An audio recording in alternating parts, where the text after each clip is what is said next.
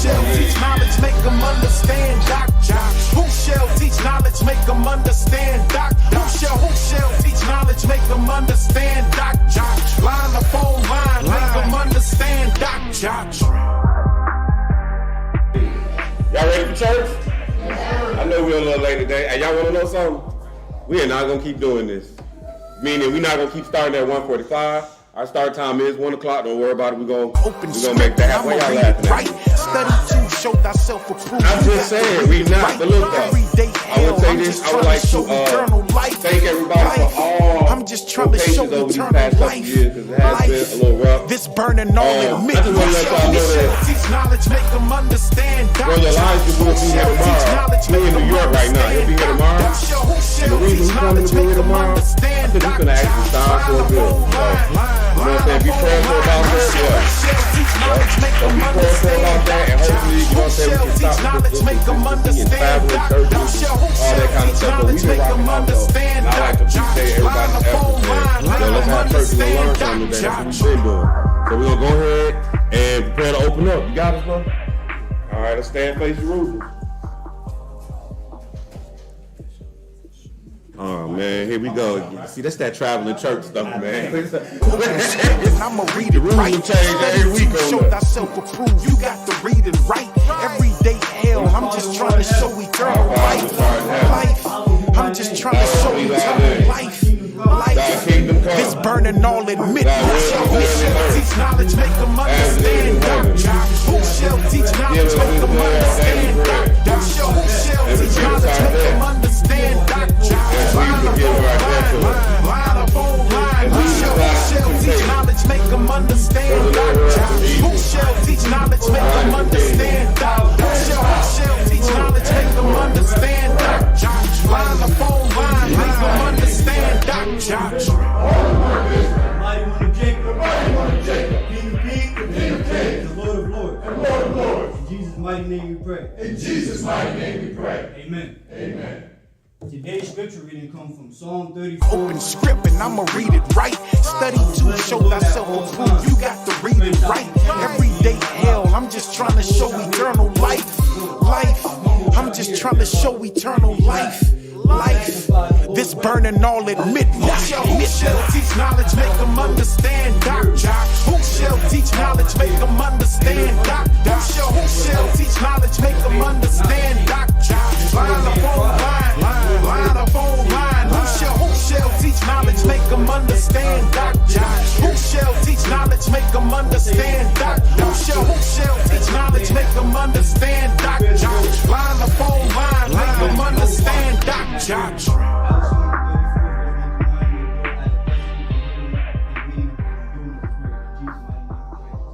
Amen.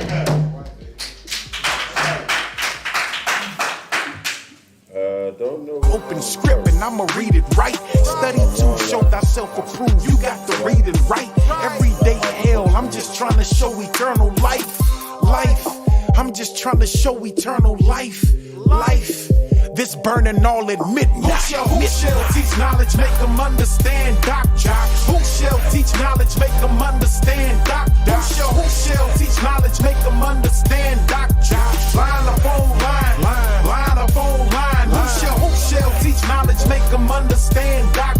Who shall teach knowledge, make them understand, Doc? Who shall teach knowledge, make them understand, Doc? Line upon line, make them understand, Doc?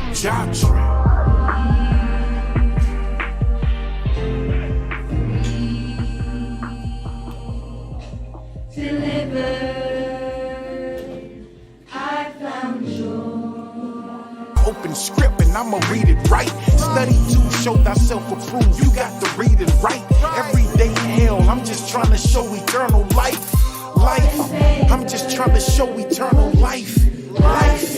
This burning all at midnight. Who shall teach knowledge, make them understand, Doc? Who shall teach knowledge, make them understand, Doc? Who shall teach knowledge, make them understand, Doc? Line upon line. Who shall teach knowledge, make them understand, Doc? Who shall teach knowledge, make them understand, Doc? Who shall teach knowledge, make them understand, Doc? Line upon line, make them understand, Doc?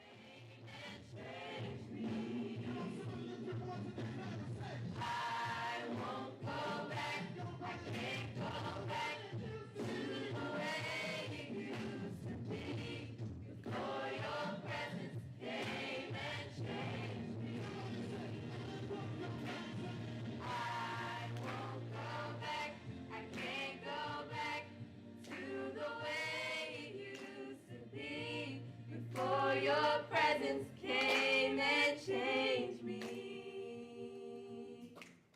I won't go back, I can't go back to the way it used to be before your presence came and changed me.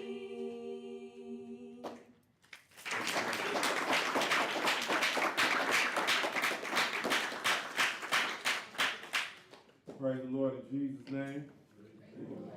Peace to everybody that's here, those that's viewing online. So today we're going to get into something I would say a fairly easy lesson, but it's going to have quite a bit of information. We're going to do a lot of reading today, but hopefully we're going to understand one of the plans and operations of God. So the title of the lesson is The Return from Egypt, the same as the Exodus. So the reason it's titled that way is because we're going to learn today that we're in bondage, us as Israelites. We're in a bondage that is similar to the Hebrew bondage in the scriptures that they were down in Egypt. And us Israelites, black folks, will one day be delivered from this bondage that we in same capacity that we was delivered out of Egypt. That's the operation of God. And so it's like, so the way the Lord is looking at it is he's looking at this whole world as a mega Egypt. You know what I mean? And then we gonna get back to our homeland, and that'll be our deliverance from Egypt. So again, it's the return from Egypt. So this is Egypt now. We're gonna understand as we get into the scripture, the same as the Exodus. So the Exodus is, we talking about the book of Exodus. You know what I mean? The same way the thing happened there is the same way it's going to happen in the future. Now, as of late, there has been some controversy about, oh, yeah, well, you know, the wilderness, this, that, the other. Look, here's how this works. A lot of people say, like, okay, so, you know, we've heard of this great tribulation period. We're going to read all of this. We've heard of this great tribulation period that's going to come. And many educators and theologians have come up with their conclusion on how what's going to happen during the Great Tribulation. That's where you get your rapture from. You know, some people say, oh, he's going to rapture off the church. You know what I'm saying? Or some people they got movies out and stuff, they be showing you that. And then some people just look at it like, hey, we just going to go through the tribulation, whatever. Here's what's going to happen. The same thing that happened down in Egypt is going to happen again. So at the beginning of the deliverance of the children of Israel out of Egypt, Moses comes to Pharaoh and say, let my people go. And then Moses drops a snake, and then Pharaoh and them drop a snake and out from a stick, and next thing you know, Moses' joint just, bang, discombobulated theirs. Then the next plague come through, and it's about the water getting turned into blood. This happened as well. And the Egyptians mimicked those same things. But then all of a sudden, as we proceed down the plagues, you find, and we're going to read that today, you find that there was a plague where when the Lord brought this plague, the Egyptians can mimic this plague. Not only that, but we're going to find that when the Lord was sending the locusts and the flies and the darkness through Egypt, there was a place there called Goshen that was straight. It was always straight. It was pitch black in Egypt. In Goshen, we could tell you what time it was. When the lice was destroying the cattle, in Goshen, we still had our cows. Now, at the end of that, the Lord delivered the children of Israel out of Egypt, brought us to the wilderness. When we get to the wilderness is where we make a covenant with our God, and he gives us the commandments. The same thing will happen again, meaning as the Lord is putting his wrath down on this land, we will be in Goshen. See, we like to call it the wilderness because that's what it's called in the Bible quite often. But the reality is, the comparison is we will be in Goshen, we will be protected again. And then once the Lord delivers us out of this bondage, then we're going to do what? We're going to end up going to the wilderness, where we're going to make a covenant with our God. Now, when I say we're talking about we as a people.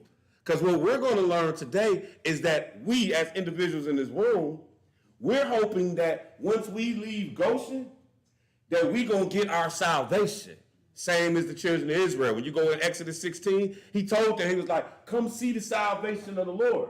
That's what he told them when they got past the Red Sea. So we looking like when we leave Goshen, after we deal with what we dealing with in this land, we gonna go see our salvation and the rest of Israel, our kinsmen, the ones that's still in the flesh. Because when we get our salvation, we're gonna have new bodies.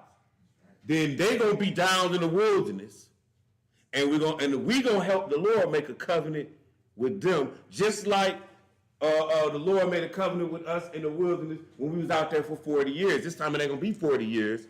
It's gonna be 3.5. So we're going to cover some of that over the next 2 weeks, because today we're going to just get a gist. Like, this lesson stemmed from another one I did called The Two Wildernesses. You know what I'm saying? I just add a little more so that maybe we can see it a little better, you know. But in reality, we're going to get into more detail as we proceed over the next couple of weeks of trying to understand some of this end-time prophecy and what the Lord is doing. Because ultimately what the Lord is doing is about Israel. That's what it's all about. So we're going to go ahead and get this started. We're going to start this off with John chapter 8, verse 31. John 8 and 31 through 41. When you get there, go ahead and read. Then said Jesus to those Jews which believed on him, Yeah. If ye continue in my word, then are ye my disciples indeed. Uh-huh. And ye shall know the truth, and the truth shall make you free. Okay, so Jesus talking to him, and he like, yo, you going to know the truth, and the truth going to make you free. What I'm here to show you is, see, people don't understand that we ain't free right now, but that ain't nothing new. Go ahead, keep reading. They answered him, We be Abraham's seed, and were never in bondage to any man. How sayest thou, ye shall be made free? See, they like, we Abraham, see, we ain't never been in bondage to any man, but we know, as people living in 2022, that y'all wasn't free. We know that y'all had to go get y'all decision making from the Romans. Unlike when David was king, David had the decision. And if anybody wanted to challenge that, you was going to deal with David's wrath. Now, in this case, if we made a decision, look, we made the decision to kill Jesus, right? But we still had to take him to Pilate, though. We had to get the sign off from who we were in captive to. We were not free. Just like today, we not free. And you can say, well, you know, I get to get up and go to work. I ain't no slave. Right, okay, I understand that the limitations of your mind don't understand what freedom is. Freedom, again, I would say, America was formed, what they say, taxation without representation. So I say to us, Israelites, where's your representation? You know what I'm saying? Who's standing there saying, I represent Israel? Then you can tell me you free. Until then, you ain't free. Oh, because you're an American? Oh, y'all been watching too much of that June 19th crap. You didn't get no the Emancipation Proclamation, the Declaration of Independence, all that stuff was not, unfortunately, written for you. So therefore, we don't have our freedom right now. We're waiting on our freedom once our king come back, so that he can put us in our land. How you free and you ain't got no land? I'm still waiting. Just give me 20 acres and half a mule right now. You ain't even gotta give me a whole mule. You know what I'm saying? I'm still waiting on that because we ain't free. But see, that's the same thing they thought then. They thought they was free. He said, you should be made free. Verse 34. Jesus answered them, Verily, verily, I say unto you, whosoever committeth sin is the servant of sin. So he even take it even deeper. He say, not only physically ain't you free, but you don't know that, but spiritually you instill in captivity in your mind. But that's good. We're gonna let all that be. I just want to show you that, look, even in the days of Jesus, people thought they was free and they not. You just like today, you go hold a conversation. I guarantee you talk to Michael Jordan, he gonna be like, man, what are you talking about? I ain't a slave to nobody. I get to do whatever the heck I want to. I would laugh at him and be like, yeah, don't pay your taxes though. Yep. You know what I'm saying? See what happened. They're gonna have you just like the rest of the list of people who was rich who ain't paid taxes. You know, so, oh yeah, your house is good and paid for. I done bought it, it's mine. Sure it is, until they decide to take it from you and run a freeway through there.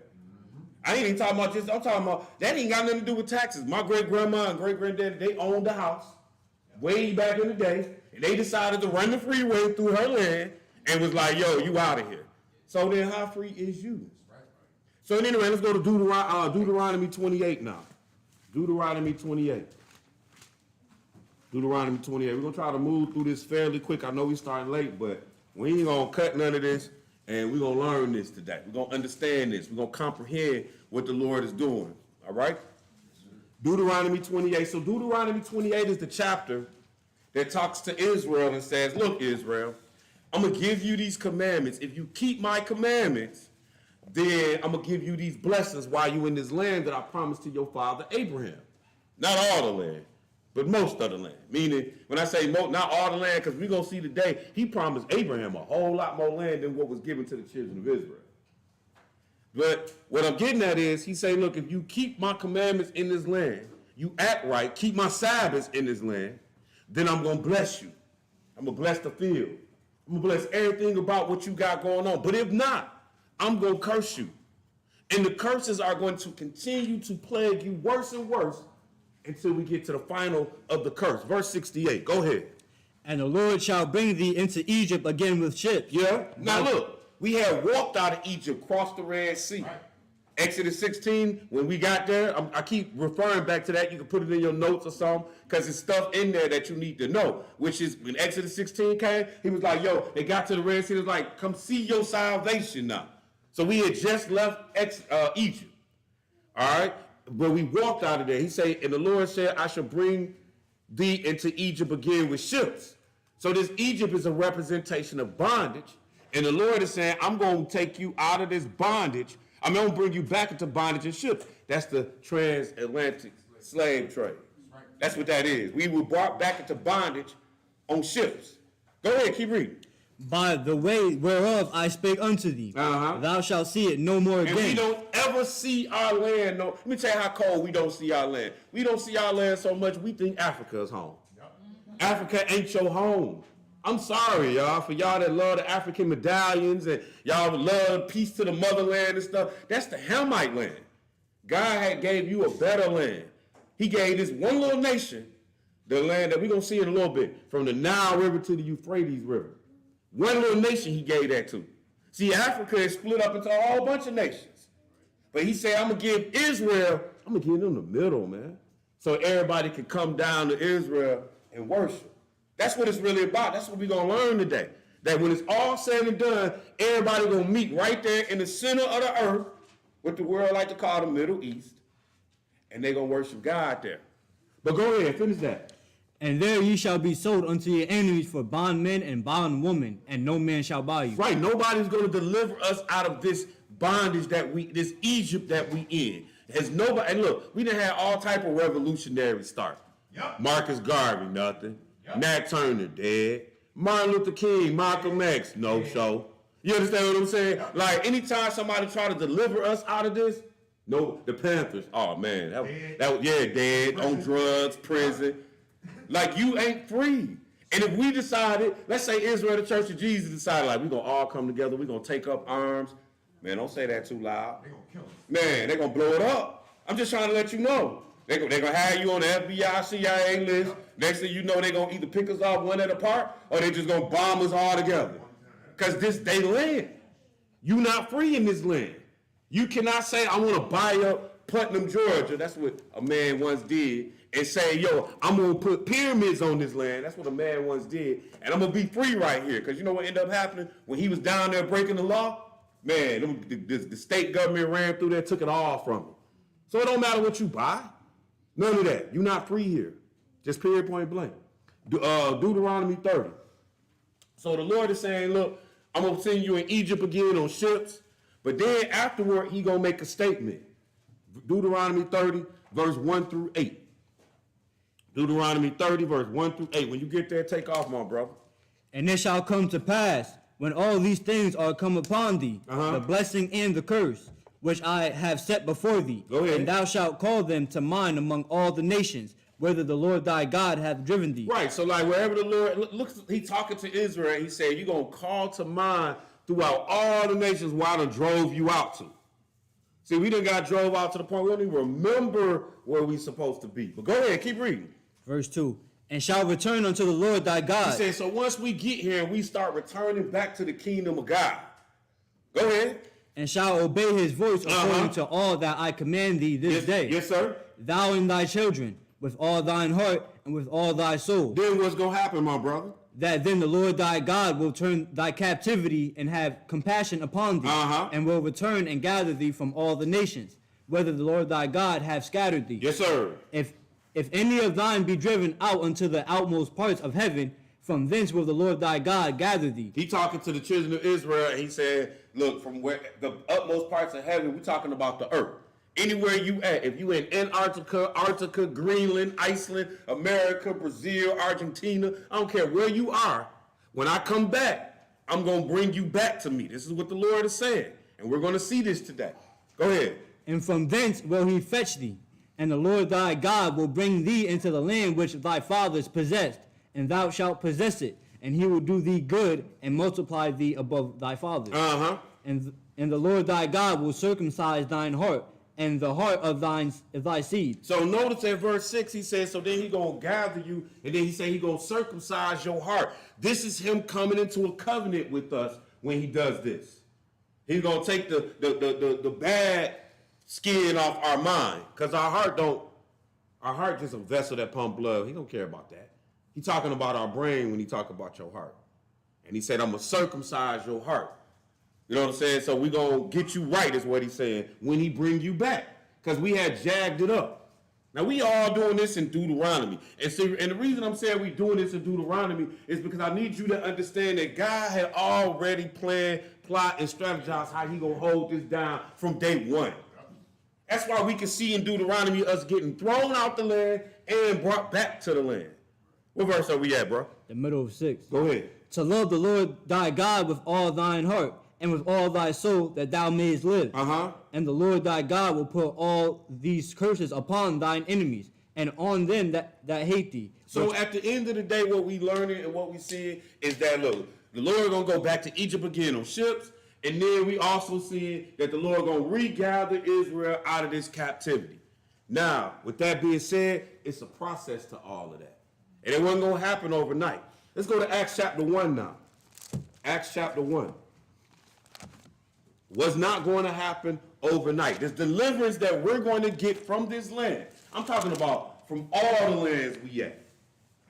That's what people don't, I don't even think we believe it sometimes. You know what I'm saying? Like, the reality is that this is not how it's going to maintain. And when you watch the fall of America, because if you cut the news on, that's what you're seeing. I mean, it's every year is something new. As you watch the fall of America, understand that the Lord will have somewhere to go. But do know this, that if America falls and you in it, it's going to be all hell for us. Know that. You know, I'm going to tell you something. If they cut the boats that come over here to bring whatever food, or the trains and the trucks stop running that bring whatever food, when the food get here, do you know who's going to eat first? The people who got it here. Did you get it here? You see what I'm saying? So them people going to make it just like me. If I'm the one that got it here, I'm going to make sure all of us eat. You know what I'm saying? I am. I'm going to make sure my house eat first. I ain't going to lie. Make sure y'all straight. Don't worry, I might not eat before the rest of y'all. But then I'm going to start looking at the rest of y'all like, okay, here we go. This is what we got. Well, guess what? Unfortunately, I ain't the one bringing it over here. It's the Gentile. So when the Gentile getting their stuff together, they're going to make sure they eat. Just like any movie you see, any book you read, it's the same story. And then if you pour and if it ain't nothing left, you just. So what I'm saying is, as this country falls, and it is falling, America is falling. Then just understand that don't mean it's about to be peaches and cream for you. As a matter of fact, at the climax of its fall, I would dare to venture that we could call that the time of Jacob's trouble. But we'll get there before we done in this lesson. Acts chapter 1, verse 3 through 8. Let's take this, let's read this. So now Jesus, who we talk about as King of Kings and Lord of Lords, he done died on the cross, and now the disciples is coming at him like, what's the next play? You know what I mean? You done died and resurrected. You God. Like, I'm here like, yo, it's about to be on and popping, baby. We got God here. We finna take over. Get these Romans out of here. That's how we gonna be thinking. You know what I'm saying? Like, because you already know what Jesus on, and then you one of his man. So I'm going to be like, yeah, so I wonder what position I'm going to get when we had this big takeover. But it was some things that still had to transpire that the disciples didn't understand before we could take over the world. So Acts chapter 1, let's pick it up at verse 3 through 8 so we can learn some of this. When you get there, take off, bro.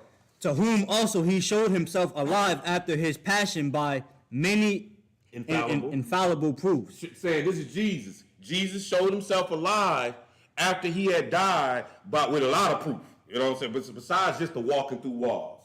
Go ahead. Being seen of them 40 days, and speaking of the things pertaining to the kingdom of God. And so he come back to them, talking to them about the kingdom of God. So for the next 40 days, he basically like, yo, we're going to set up a kingdom on this earth. He probably breaking down Isaiah. He probably breaking down Ezekiel, Jeremiah, breaking down a lot of the stuff we probably dealing with today. Go ahead. Verse 4. And being assembled together with them, commanded them that they should not depart from Jerusalem, but wait for the promise of the Father, which, save he, ye have heard of me. Go ahead. For John truly baptized with water, but ye shall be baptized with the Holy Ghost not many days hence. So what's going on is Jesus died as the Passover. And then, we go into the unleavened bread. And then after that, it's like 40 days. And then we're going to hit the Pentecost. And when I say like 40 days, that's how many days that had took place. And he said, wait here for a minute. So it's not like the 40th. We understand Pentecost means 50. He just said, don't leave Jerusalem. Because see, unlike here, some days we be in North Carolina and back all in the same day. Heck, I've been all the way across the U.S. and back in the same day. You know what I'm saying? Well, that ain't the same for them. Once they gone, they out of here. It's a preparation. It's 2,000 years ago. Ain't no trains, planes, and automobiles. So they taking camels and all kind of stuff to make sure they get where they going. So Jesus said, just don't leave. Just stick around. So now look what they about to ask him. Verse 6. When they therefore were come together, they asked of him, saying, Lord, wilt thou at this time restore again the kingdom to Israel? So now he like, well, now you gonna restore the kingdom? Like, they with it. Like, and he like, nope. Because if you read Psalms 110, it said, the Lord said to my Lord, sit thou on my right hand till I make thine enemies thy footstool. Like the world wasn't ready. Like if the Lord would have did it then, he wouldn't even been beating up the world. That's what you don't get. Like, I want to show you something real quick. We're going to jump ship just for a minute before we get back on the path. Let's go to Romans chapter 9. Romans chapter 9. I want to show you what the Lord say about what he did to Egypt. Romans chapter 9 and let's start it at verse 15. See, what I'm showing you right here is that the Lord he used Egypt as an example to show his power. Rome ain't strong enough to be that example. But today, you know what I'm saying, we got nuclear. Y'all hear Russia? Russia like, yeah, we about to drop some nukes. Like, Russia talking cash trash right now. If you paying any attention. You know what I'm saying? Like, when I say talking trash, I'm saying stuff that really would destroy the planet. So the Lord want to fight that type of fight. The Lord don't want to be beating up on people with slingshots and marble cannons. You understand what I'm saying? Like, this is what the Egyptians had. This is what the Romans had. No, the Lord want to fight somebody who got nuclear stuff. All right, who got stuff that can blow up the planet so he can show. See, let me show you what I'm talking about. Romans 9, what do we say, pick it up at 15? Go ahead. For he saith to Moses, I will have mercy on whom I will have mercy, and I will have compassion on whom I will have compassion. Keep going. So then it is not of him that willeth, nor of him that runneth, but of God that showeth mercy. Now watch 17. Go ahead. For the scripture saith unto Pharaoh, even for this same purpose have I raised thee up. So he's saying, I raised up Pharaoh. I created Pharaoh to do what, Brother Antonio? That I might show my power in thee. So he said, I rose up Pharaoh so I could show my power to the world. So now, I'm telling you that, look, he put us back into Egypt again, but he want to show his power.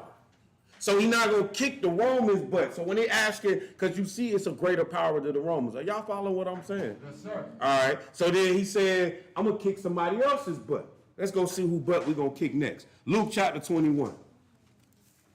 Luke chapter 21. So I'm just trying to get y'all to understand what God be doing. You know what I'm saying? Like why didn't he just restore us when Jesus was there? He could have. Our king had did his job. But like we say in Psalms 110, he said, and the Lord said unto my Lord, sit thou in my right hand until I make your enemies your footstool. Then he was like, he said, you're going to rule in the midst of Zion. Then he said, you're going to have the beauty of the dew of your youth. Like, you're going to be powerful like that again. To where the whole world, like when Solomon was king, Man, wasn't nobody challenging that in this planet. They was coming down to Solomon to observe the riches, to get the wisdom. Man, when Jesus is going to be king, it's going to be greater than that. We're going to read that. So that's what I'm saying. The return from Egypt, the same as the Exodus, all right? So let's look at this Luke chapter 21. Luke chapter 21. And when you get there, start it at verse 5. Luke 21 and 5. When you get there, go ahead, bro. And as some spake of the temple, how it was adorned with goodly stones and gifts, he said, as for these things which ye behold, the days will come, and in the which there shall not be left one stone upon another, that shall not be thrown down. All right, so look, it's a temple that was built. Okay, so here's what happened. David, when he became king, he was like, look, all these other guys got temples built to their gods. Like, I want to build you one. The Lord say, nah, David, you got too much blood on your hand. So how about your son? So Solomon builds this temple.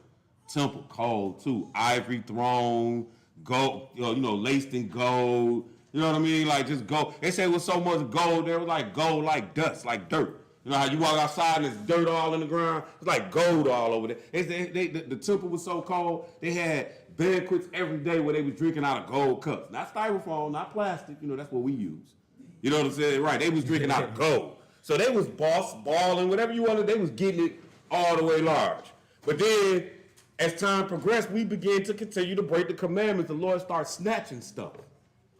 And you got to understand that when the Lord is doing that, he's doing you a favor. Like if you start breaking the commandments and the Lord starts snatching stuff, he's trying to grab your attention. He's trying to tell you, get back to me before I take it all, including your life.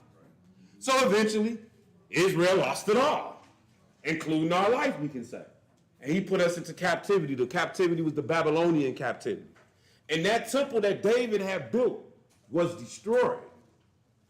But then the Lord told us, because Jesus was going to be here a certain type of way, the Lord set it up where we got out of that initial captivity and some kings let us build our temple again. Now, truly, we couldn't build it like Solomon did. But when you read Numbers and Ezra and Nehemiah, Nehemiah and Ezra, when you read those books, you see the temple came back up, and it was tough too. One time they was building a temple with a hammer in one hand and a sword in another. Because the people of the land was like, nah, they ain't gonna pay taxes, they ain't gonna do nothing. But still, Cyrus and Xerxes and Darius, all these different kings wanted us to bring our temple back. This is the temple that's here when Jesus is walking around.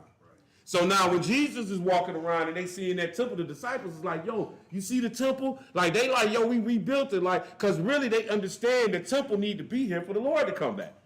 The Lord said, no, bro, this temple ain't even going to be here. That's where we at now. So let's read this again. Luke 21, verse 5. When you get there, go ahead.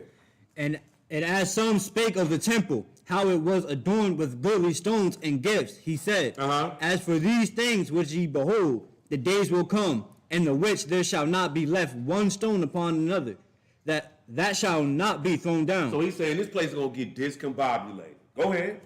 And they asked him, saying, Master. Now pay attention to this verse, because when we're done with this a little later, we're going to go to Matthew chapter 24, and it is not going to say the same thing. It is not written by the same person. And it is not answering directly the same question. The question that has been posed in Luke 21 is, as for these things which you behold, the day will come in which there should not be left one stone upon another that should not be thrown down. That's all we're talking about in Luke 21 right now is the temple that they saw when Jesus was there. Do y'all understand that? Yes. Okay. And the reason I'm saying that because it's going to start reading and it's going to sound like something else and you're going to be calling time out. I'm like, no, we talking about the temple that was there when Jesus walked around. Verse 7, go ahead. And they asked him, saying, Master, but when shall these things be? What things be? That this temple get destroyed? Go ahead. And what sign will there be when these things shall come to pass? What things come to pass? The destruction of the temple. That's it. This is not Matthew 24 when it says, and when should these things, and what is the sign of thy coming and the end of the world? We didn't just read that right here. So then we can't conclude that Luke is talking about that when that's not what we see. You can't add to it or take away. Luke 21 is saying what it say. Now, let's see what Luke 21 talking about. Go ahead. Verse 8. Yeah. And he said, take heed that ye be not deceived. Right. For many shall come in my name, saying, I am Christ, and the time draweth near. Go ye not therefore after them. So the same thing that we're going to find in Matthew, because that's what I'm trying to tell you, don't nothing change, y'all. That's the craziest part about this, don't nothing change. That's why it's so easy. The conversation could have very well been the same.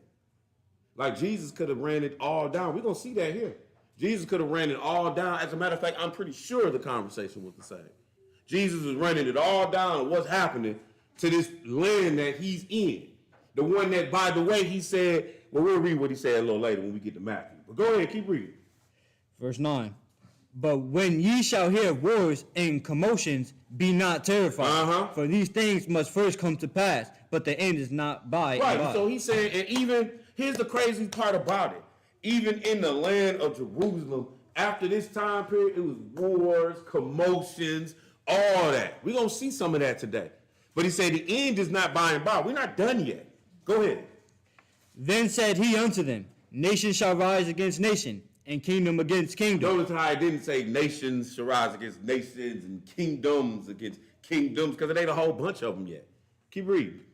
And great earthquakes shall be in diverse places, and famines, and pestilences, and fearful sights, and great signs shall there be from heaven. Right. Now, all this he talking about before we destroy this temple. Straight up. So we talking about, because I'm going to tell you, the temple get destroyed in 70 AD. So that means from this about 28, 29 AD. This is the time period that this is taking place. So we'll just say 30 AD to 40 years. Within 40 years, this stuff is going to happen. This stuff that we're reading right now is going to happen. Now, just because something happening in 40 years, a 40-year time period, don't mean it can't happen again. Like, for example, how many revolutions have been on this land? Like, we had a revolution. They had a revolution in the 1700s on this land. They had a revolution in the 1800s on this land. Now, if I tell you about the revolutions in the 1700s, that don't mean ain't going to be no revolution in the 1800s. Do y'all understand what I'm saying? Yes, sir. You know what I mean? So yeah, he's telling us about exactly what he wants us to know. He's telling us about this temple that's here and when it's going to be destroyed. That is important to us. All right, keep reading. Verse 12. Yes, sir. But before all these, they shall lay their hands on you and persecute you. All this going to happen before 70 AD. Go ahead. Delivering you up to the synagogues and into prisons, being brought before kings and rulers for my name's sake. And they shall turn to you for a testimony. Settle it therefore in your hearts, not to meditate before what ye shall answer. Go ahead. For I will give you a mouth and wisdom, which all your adversaries shall not be able to gainsay nor resist. Go ahead. And ye shall be betrayed both by parents and brethren, and kinsfolks, and friends, and some of you shall they cause to be put to death. And ye shall be hated of all men for my name's sake. But there shall not an hair of your head perish. Go ahead. And your patience possess ye your souls. All right, now, this is where we're going to go to our history book in a second. So read this next part. Go ahead. And when ye shall see Jerusalem compassed with armies. So we talking about the destruction of this temple. He said, when you see Jerusalem get compassed about with armies. Go ahead. Then know that the desolation thereof is nigh. Do understand that we did not just see, that did not say abomination of desolation, spoken of by Daniel the prophet. That is not what statement we just read. It said, and when you shall see Jerusalem compassed, that means a whole bunch of people gonna go be treading on Jerusalem with an army, then know desolation is near. That's what nigh means. It's near. This is not the abomination of desolation right here, y'all. Keep reading. Then let them which are in Judea. So when the desolations are nigh, just like when you see the abomination of desolation, he say, get the heck out of Dodge. Because it's all bad when you're using the word desolation. But again, this ain't what he's talking about. He's not talking about the same thing in Matthew 24 that he's talking about here. He's directly talking about the temple. Go ahead, keep reading. And let them which are in the midst of it depart out, and let not them that are in the countries enter thereinto. Go ahead. For these be the days of vengeance, that all things which are written may be fulfilled. Keep going. But woe unto them that are with child, and to them that give suck in those days. Man, woe unto you that's with child, and to those that give suck in the 1861 too, right? I mean, think about it. If it was 1861 and you was about to have birth, that was a bad year for you, because it was the Civil War, especially if you was black and in the South.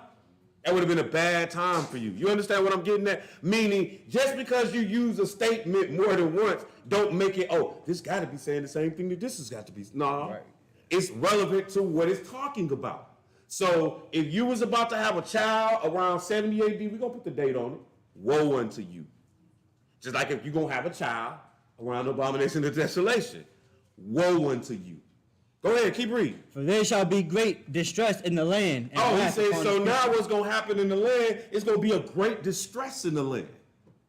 Once you see that these armies that could pass Jerusalem to take this temple. It's going to be a great distress in the land. That's why it's woe. Go ahead. And wrath upon this people. And wrath upon what people? The children of Israel. Because he about to put us out the land because we didn't keep the commandments like he said. He about to take us back to Egypt again on ships. Go ahead. And they shall fall by the edge of the sword. Well, who is they? Talking about us. We gonna fall by the edge of the sword. The punishment there is for us. Go ahead. And shall be led away captive into all nations. Who gonna be led away captives into all nations? Us. When is this happening? This chapter here is about 70 AD, but or we're gonna see that. I keep saying it, but we're gonna read it in a minute. But I keep saying that because a lot of people, and this is old brothers and sisters, this ain't this year's news. Trust me, this ain't this year's news. I ain't talked to my brother-in-law for 20 years practically, because we still beefing over this. This ain't this year's news. You know, I'm dead serious. This ain't this year's news. So what I'm saying is, this chapter is strictly about what's happening to us in the land at a specific time period. Now, just because we're going to revisit that land and Jesus going to rediscuss that land later about a later time period, don't mean he's talking about the same thing. All right? So, read 24 again. And they shall fall by the edge of the sword, and shall be led away captive into all nations. Right. And Jerusalem shall be trodden down of the Gentiles, until the times of the Gentiles be fulfilled. Oh, so he said Jerusalem going to be handed over to the Gentile going to run it until the time of the Gentile be fulfilled. There's only one spot, really, that the Gentile don't run in that land. Does anybody know what that is? Very good. The Dome of the Rock. Everything else, when I say everything else, they run it. I know you might say, well, in the land right now, you got Arabs over there. Mm-hmm. Who you think give Arabs their guns anyway? You know what I'm saying? It's a Gentile world. But, look, them folks would die first before they let you in the Dome of the Rock. I don't care what you, I'm talking about, look, they will blow up the whole planet first before they let you inside that Dome of the Rock. So you can run all the land around it. Don't worry, we're going to read a little bit about that today too, about the Dome of the Rock. We're going to understand the complexities of what's going on over there so we can comprehend what's going on in the Bible. Now, read verse 25. And there shall be signs in the sun and in the moon and in the stars. Now, what I want you to understand is from 24 to 25, he jumps, but he really doesn't. If you pay attention, he said, and Jerusalem shall be trodden down of the Gentile until the time of the Gentile be fulfilled. When the time of the Gentile is fulfilled, that's when the sun and the moon and the stars and the earth going to be like. That's when he jump into the next subject now. Now he done took it all the way to the end. So yeah, Luke 21 can take you to the end, but it walks you down a particular path. Do you guys follow what I'm getting at? Mm-hmm. Yes, sir. Yeah. Is there somebody who don't follow what I'm getting at? That's a better question. All right, I want to make sure that we ain't lost right now, because it's not that difficult. Now, we're going to go into this last 2 million years. I'm going to have and Brother Antonio, and you're going to read, this is page 405, and we are reading, the subject is Israel, conquest, and disposition. There you go. And read it all the way down till you see there. So start, Come up here down.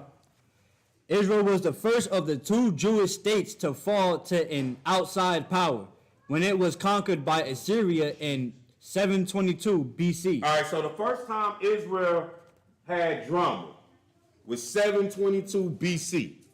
This was when we were 2 different kings. We was the northern and southern tribe, and the northern tribe got kicked out the land basically at this time. So what was left was the Jew. That's who was left. Go ahead.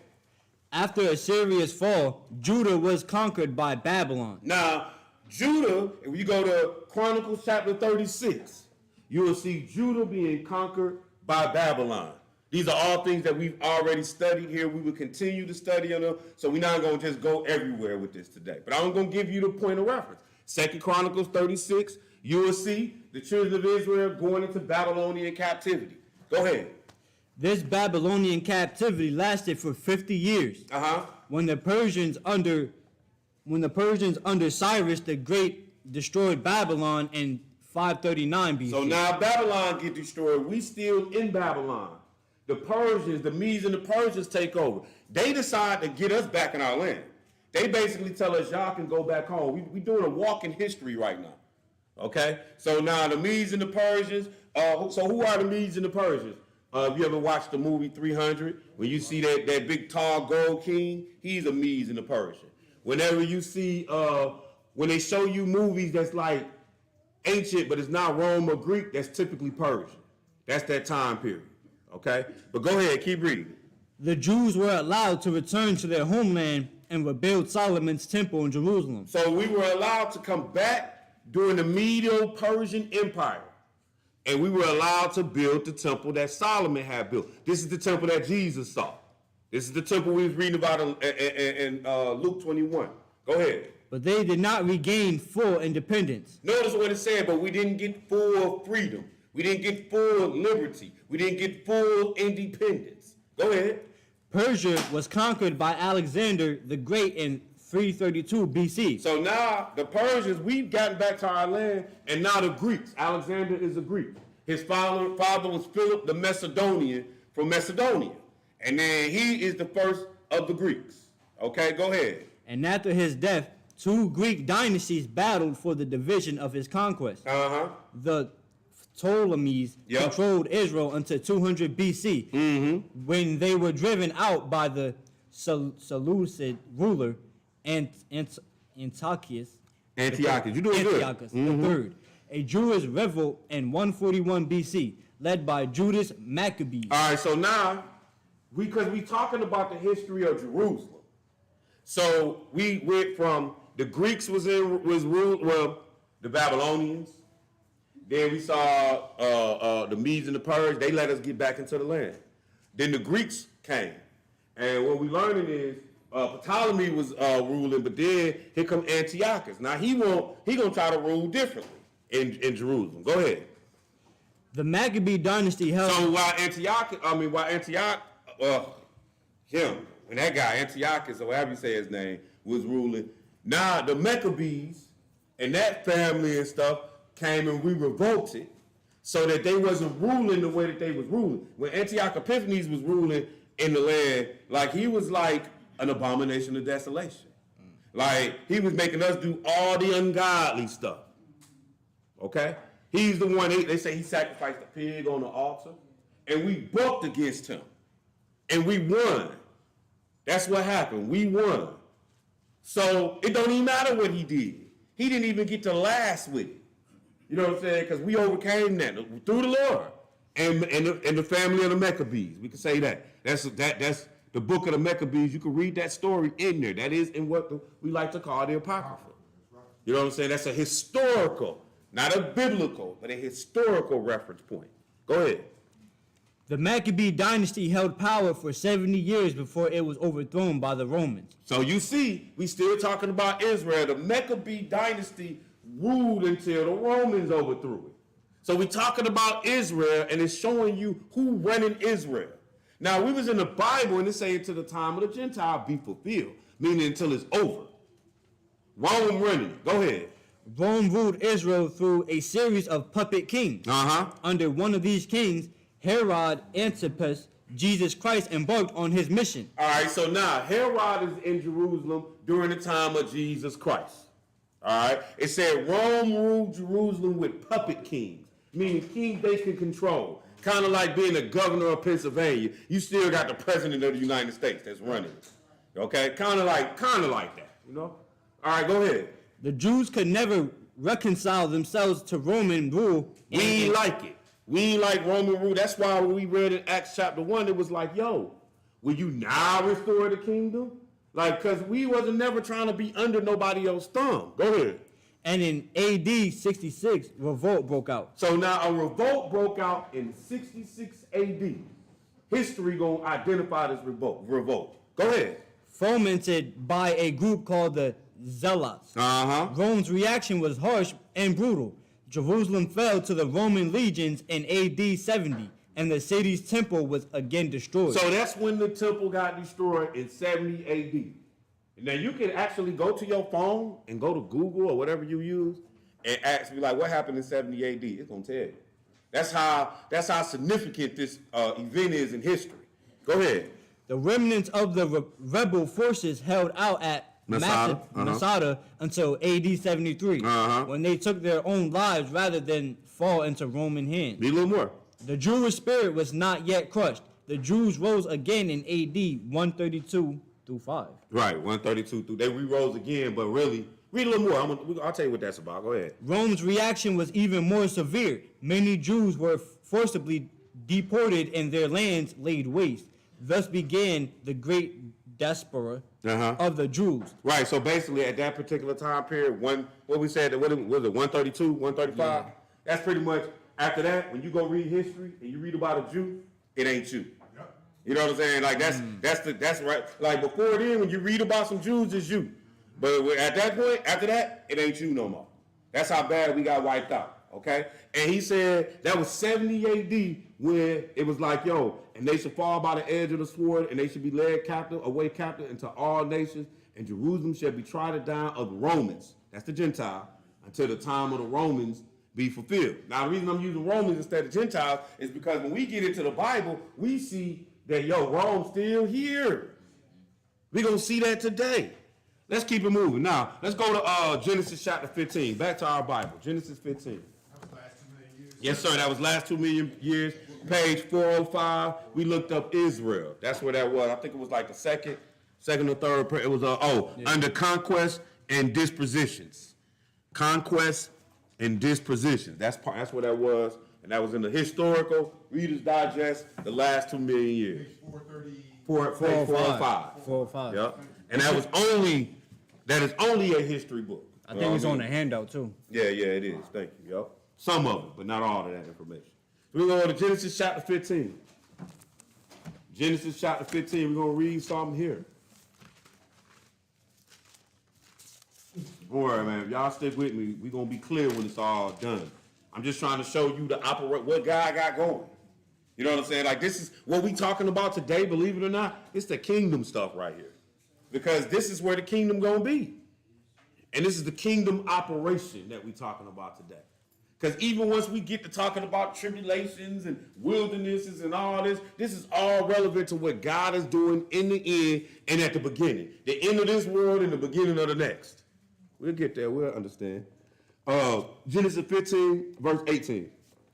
Read that one verse. In the same day the Lord made a covenant with Abram. Yes. Saying, unto thy seed have I given this land. Yes. From the river of Egypt unto the great river, the river Euphrates. Okay, so look. And we can do this all over the place. I'm not trying to do that, but just know, this is the land that the Lord said that he was giving to the children of Israel, and really, he giving it to the children of Israel for an everlasting possession. And I guess I should have grabbed that one instead of this one. But, hey, if you want to see where it say everlasting, we can deal with that after. You know what I'm saying? After the lesson, because I'm not going to do all that. But I'm saying this is what he told him. He was like, in the same day the Lord made a covenant with Abraham, saying, unto thy seed have I given thee. This is where the kingdom of God gonna be. From the Euphrates River to the Nile River. That's what the great river of Egypt, that's the Nile River. The Euphrates River. So all that land, like if you were to look on the map, it's all the Middle East. It's all the Middle East, and it comes down into Africa. And so like it's more than, like the Lord ain't just, it's crazy because like we be wanting, I be hearing it. We want Africa. We want Africa. I'm like, man, stick the Middle East. Stick all of that land on top of Africa and tell me you want Africa again. You know what I'm saying? They tell me you want that land, you got to share. Because that's the Hamite land. You know what I'm saying? Like, you got all kind of Hamites in that land that can say that that's theirs. But what I'm trying to get you to understand is those are nations. The Lord gave one nation this land from the Nile River to the Euphrates River. Ain't nobody else getting more land than that. Like, I don't know if you understand. See, I think we get a little arrogant. We think of Israel like we like the original nation. Y'all don't realize we the last nation. Like, when I say we the last nation, like the Gentiles been exist as nations. Then the Hamites been exist as nations. Even when you start looking at Shem, Edom was a nation before us. Ishmael a nation before us. Right. You the last nation, and look what he did. He gave you the best of it. He gave you the whole Middle East. I'm just saying. Let's go to Matthew 24 now. We're gonna bring it back. We're gonna bring it up to today now. Matthew 24. Matthew 24. Man, sometimes, man, my brothers and sisters just be ignorant. They don't even know what they be talking about. They just be running off at the mouth because it's supposed to sound good. Like, who told y'all Africa was the motherland anyway? Was they keeping the Sabbath when they told you that? I mean, I'm dead serious. Like, I was there. I remember. Like, when I say I remember it was the 80s. It was coming out the 70s. This is when this whole African movement started. I was there. And what I'm telling you is, like, this is coming out the Afro, the Afro era. This is coming out, I remember when Public Enemy and them we used to rock the little African medallions. That's when the whole apartheid stuff was going on in South Africa. Yeah, I remember all of that. We was wearing the weird shirts. Like, if y'all ever seen the movie Lean on Me, he got the little, Brother Danny still wear them shirts. I ain't gonna lie to you. You know what I'm saying? Them little dashiki type shirts. All of that came from, I was there. And what I'm telling you about that whole era is it wasn't no truth in it. So now all of a sudden, 20, 30 years later, y'all want to go back to Mother Africa. Who told you that was your motherland? Don't you realize you was a captive in that land? They gave you Islam in that land. They didn't give you God. But you want to go back to it. Be careful what you asking for. Matthew chapter 24. Let's pick this up at we don't need to do that. Let's pick it up at verse 3. We're going to start it here. Verse 3. Matthew chapter 24 and verse 3. When you get there, go ahead and read.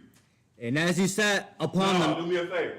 Pick it up at verse, pick it up at 1. We're going to start back at this temple again. You got a pen? That's right. Thank you, sir. Go ahead. And Jesus went out and departed from the temple, and his disciples came to him to show him the buildings of the temple. So we kind of read this in Luke 21. Go ahead. And Jesus said unto them, See ye now all these things? Verily I say unto you, there shall not be left here one stone upon another that shall not be thrown down. We saw that in Luke 21. This temple gonna get destroyed. Now, let's see what the disciples say here. See, Luke had one account of the story that happened that day. Let's see what Matthew's account is, though. Go ahead. And as he sat upon the Mount of Olives, the disciples came unto him privately, saying, Tell us when shall these things be? What things be? The destruction of this temple? What else we going to talk about, though, Antonio, in this chapter? And what shall be the sign of thy coming? Oh, we didn't talk about that in Luke 21, though. We did not see sign of thy coming in Luke 21. That was not there. And what else wasn't there, my brother? And of the end of the world. We didn't see either one of these in Luke 21. These are two different conversations. Do not let Luke 21 confuse you into believing that Matthew 24 has been fulfilled. Matthew 24 has not been fulfilled. Here's why Matthew 24 has not been fulfilled. Read verse 40 for me, please. Then shall two be in the field, and one shall be taken and the other left. Yeah. Two women shall be grinding at the mill, the one shall be taken and the other left. When that happened? So why is we talking about Matthew 24 as fulfilled? That ain't never happened. That ain't been on nobody's record yet. That'd be in the Guinness Book of World Record. It'd be somewhere where, multiple people just disappeared one day. But that ain't happened yet. This chapter ain't been fulfilled. It's a simple way to discover that. But let's get back into the chapter. Let's pick it up at verse 3 again. He said, I'll read that. And as he sat upon the Mount of Olives, the disciples came unto him privately, saying, Tell us, when shall these things be, the destruction of the temple, and what's the sign of your coming and of the end of the world? Tell us, when is that stuff going to happen? The end of the world. So what's going to be told to him, Antonio? Go ahead. And Jesus answered and said unto them, Yeah. Take heed that no man deceive you. Yeah. For many shall come in my name, saying, I am Christ, and shall deceive many. Uh-huh. And ye shall hear of wars and rumors of wars. See that ye be not troubled, for all these things must come to pass, but the end is not yet. Right, so he said it's going to be wars and rumors of wars, just like he said in Luke 21. He said, but this time, no, he's not just talking about what's going to happen at this temple. He's talking about what's going to happen until the end of the world. So we still catching wars, and we at war now. Look, we go to so many wars now, we don't even care. Since I've been alive, man, I can guarantee you, we probably done been at 6 different wars, and none of it was televised. After Vietnam, they was like, we're going to cut that off. I'm just going to tell you straight up, after the Vietnam War, they was like, we're done televising wars. Because that's when America realized you can't win a war. You know, they tell you right now, we lost that war. No, everybody lost that war. People died. That's what happens at war. That's the reality, that people die. You know what I'm saying? So everybody lost that war, but we lost a lot of bodies. A lot of young black men died in that war. So they said, we're going to stop televising it. That war ended 1974, sort of. 74, 73, 75, that's when that war ended. We went to war within the next 5 years, because that's how we was over there in Egypt. This is what Jimmy Carter was the president, and he sends Bush over there to negotiate with the terrorists or whatever, and they like, yo, don't do nothing until we get Jimmy Carter out of there, and that's how him and Reagan ended up being president. You know what I'm saying? Like, that's how the Bush era started. I'm saying, but it was war. But we weren't done. We were still, before the 80s was out. We went over there to, Kuwait, if I'm not mistaken, at the very beginning of the 1990s, something like that. Then we have been Iraq. I could go and look at it. What I'm getting at is we staying at war. I can just keep running down wars to you. Then we went up to Kosovo later. Yeah, like we just staying at war now. And it's just, the only reason we not paying no attention is because it ain't getting televised. I'm telling you why they stopped televising it. They first televised war really with Korea. But they couldn't really show you a lot of that. World War II, too. They couldn't show you they wasn't going to show you the trenches. You know what I'm saying? They're going to show you airplanes getting shot out the sky. You know, they're showing you our victory. But when Vietnam came, they could show you the war. They had press over there, everything.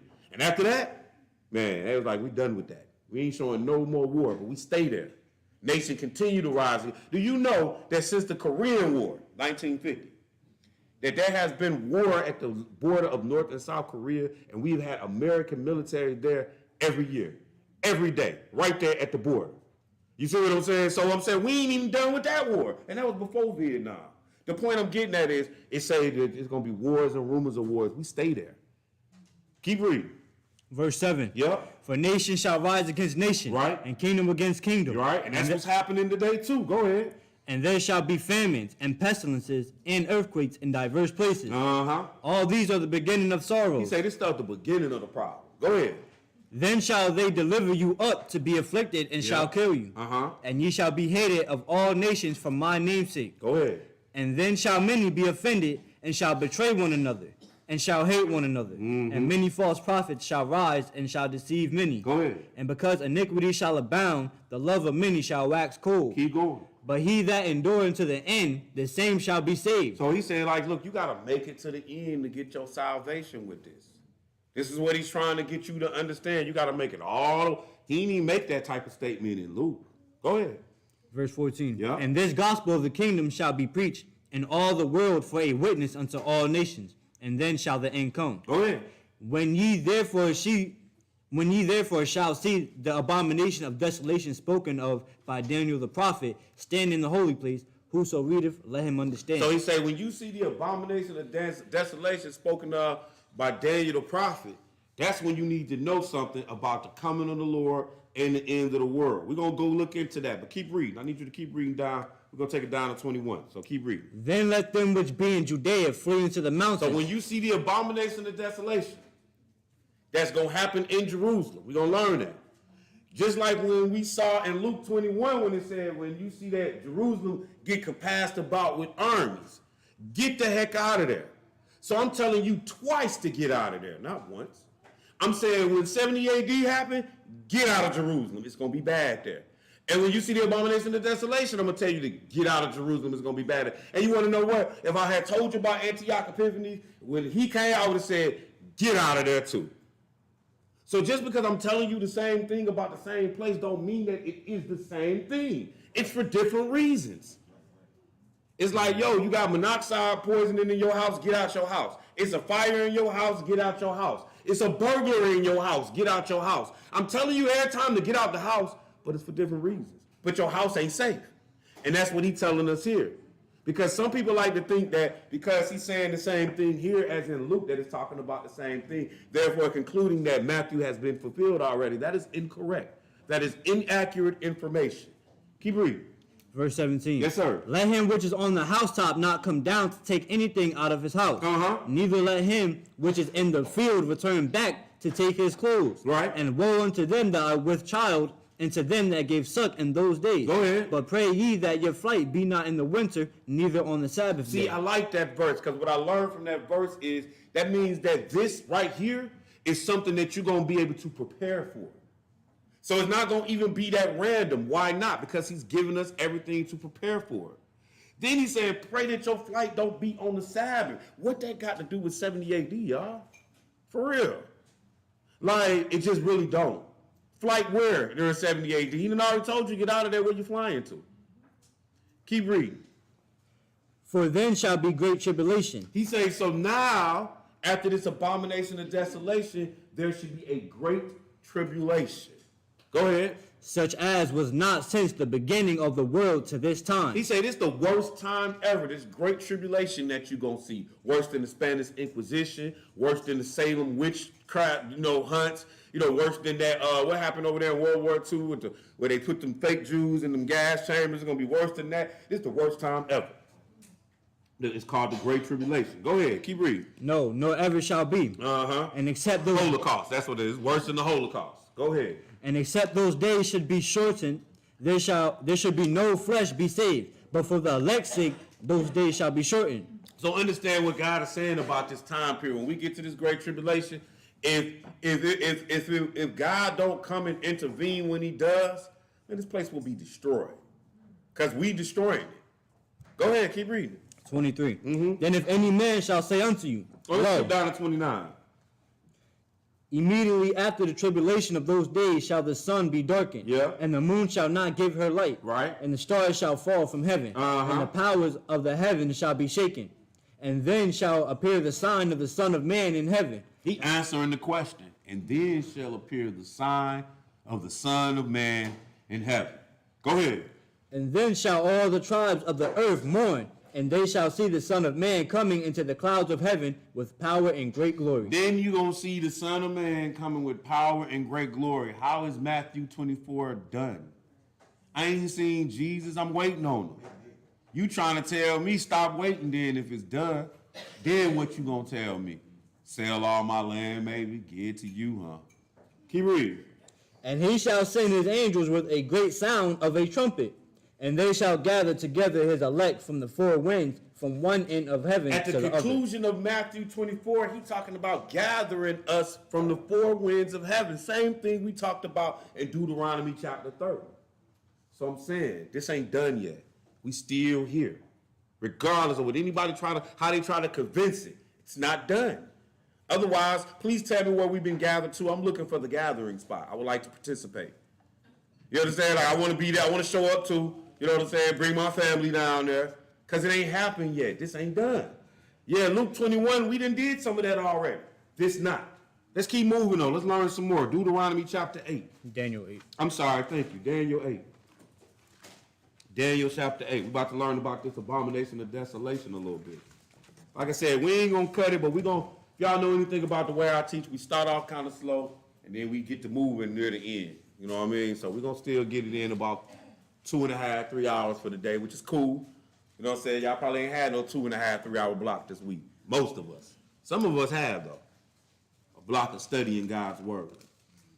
So we're going to take a little time. I know you went to work this week, though, put in 40. You know what I mean? Work for that paycheck, but what did you work for when it comes to Jesus? Did you work for your salvation? Don't answer that. Just think about it. We here. You know what I mean? That's what I'm saying. We here, though. So we working now. You know what I'm saying? We have been commanded to put in a little work. So that's what we're going to do. And it's all right. You can appreciate your God for that command. Otherwise, you might not fulfill it. You know what I mean? And where would you be in the end? Deuteronomy. Daniel chapter 8, verse 9. So we're about to learn about this abomination of desolation spoken of by Daniel the prophet. Go ahead, my bro. And out of one of them came forth a little horn, Yes. which waxed exceeding great toward the south, and toward the east, and toward the pleasant land. And it waxed great, even to the host of heaven. And it cast down some of the hosts and of the stars to the ground, and stamped upon them. Okay, so what's going on here is at verse 1, in the 3rd year of the reign of King of Belshazzar, a vision appeared unto me, even unto me Daniel, after that which appeared unto me at the first. So he had a vision, and his vision was about some goats and stuff, right? And goats and rams and goats and horns and all that. So while he's telling the dream, he said, verse 8, is that where we started? 9. And out of one of them came forth a little horn. So this little horn was representing a person. And he waxed exceeding great toward the south, toward the east, toward the pleasant land, which would be Jerusalem. It was great. It waxed great even to the host of heaven. So like this little horn, I mean, he even basically like we're gonna see later what we mean by he waxed great even to the host of heaven. And it cast some of the hosts and the stars to the ground and stamped on them. Yea, he magnified himself even to the prince of hosts. So this little horn, he like made himself bigger than everything that he could think of, basically. And by him, by this little horn, the daily sacrifice taken away, and the place of the sanctuary was cast down. Now, before Antonio picks back up reading, I think, 12. Or did I read all of it? Did I read all of it? No, you read to... I know I read a lot of it. No, oh, okay, yeah. So before you pick back up reading, we're going to discuss what we're talking about here about this daily sacrifice. So, if anybody knows anything about Edom or the so-called Jew, what their job is right now, what they're on right now, is they're trying to go back to the priesthood. And in order for them to go back to the priesthood, like you can just Google this. Yep. There's a temple that they're going to need to build so that they can start sacrificing, because that's what the priests did. They sacrificed. Now, what's going to happen is this man that we reading about right here, he's going to stop them sacrificing, saying that there is no need, which he's actually right. There is no need for you to sacrifice. But his reason behind saying there is no need for you to sacrifice is because he's going to tell you that he is the replacement for Christ. He is the vicar of Christ. You don't need to sacrifice nothing. I'm here. This little horn that we're reading about. But we're going to learn more. Keep going. Verse 12. And host was given him against the daily sacrifice by reason of transgression. And it cast down the truth to the ground, and it practiced and prospered. Go ahead. Then I heard one saint speaking, and another saint said unto that certain saint which spake, how long shall be the vision concerning the daily sacrifice? Right, it's going to be a daily sacrifice. They're going to do this sacrifice every day over there in that temple. And so Daniel is saying, in this, like, how long is the daily sacrifice going to go on? Go ahead. In the transgression of desolation. Yeah. To give both the sanctuary and the host to be trodden under the foot. Right, because basically this little lamb or this little horn, he going to rule the temple at a point. The temple that's going to be built again. We're going to see all this shortly.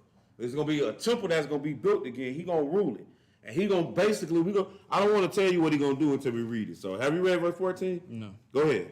And he said unto me, unto 2,300 days, then shall the sanctuary be cleansed. Right, so this dude going to, basically for about 6 years, he going to be over there and he going to be doing his thing. For about a good 6 years. No, I take that back.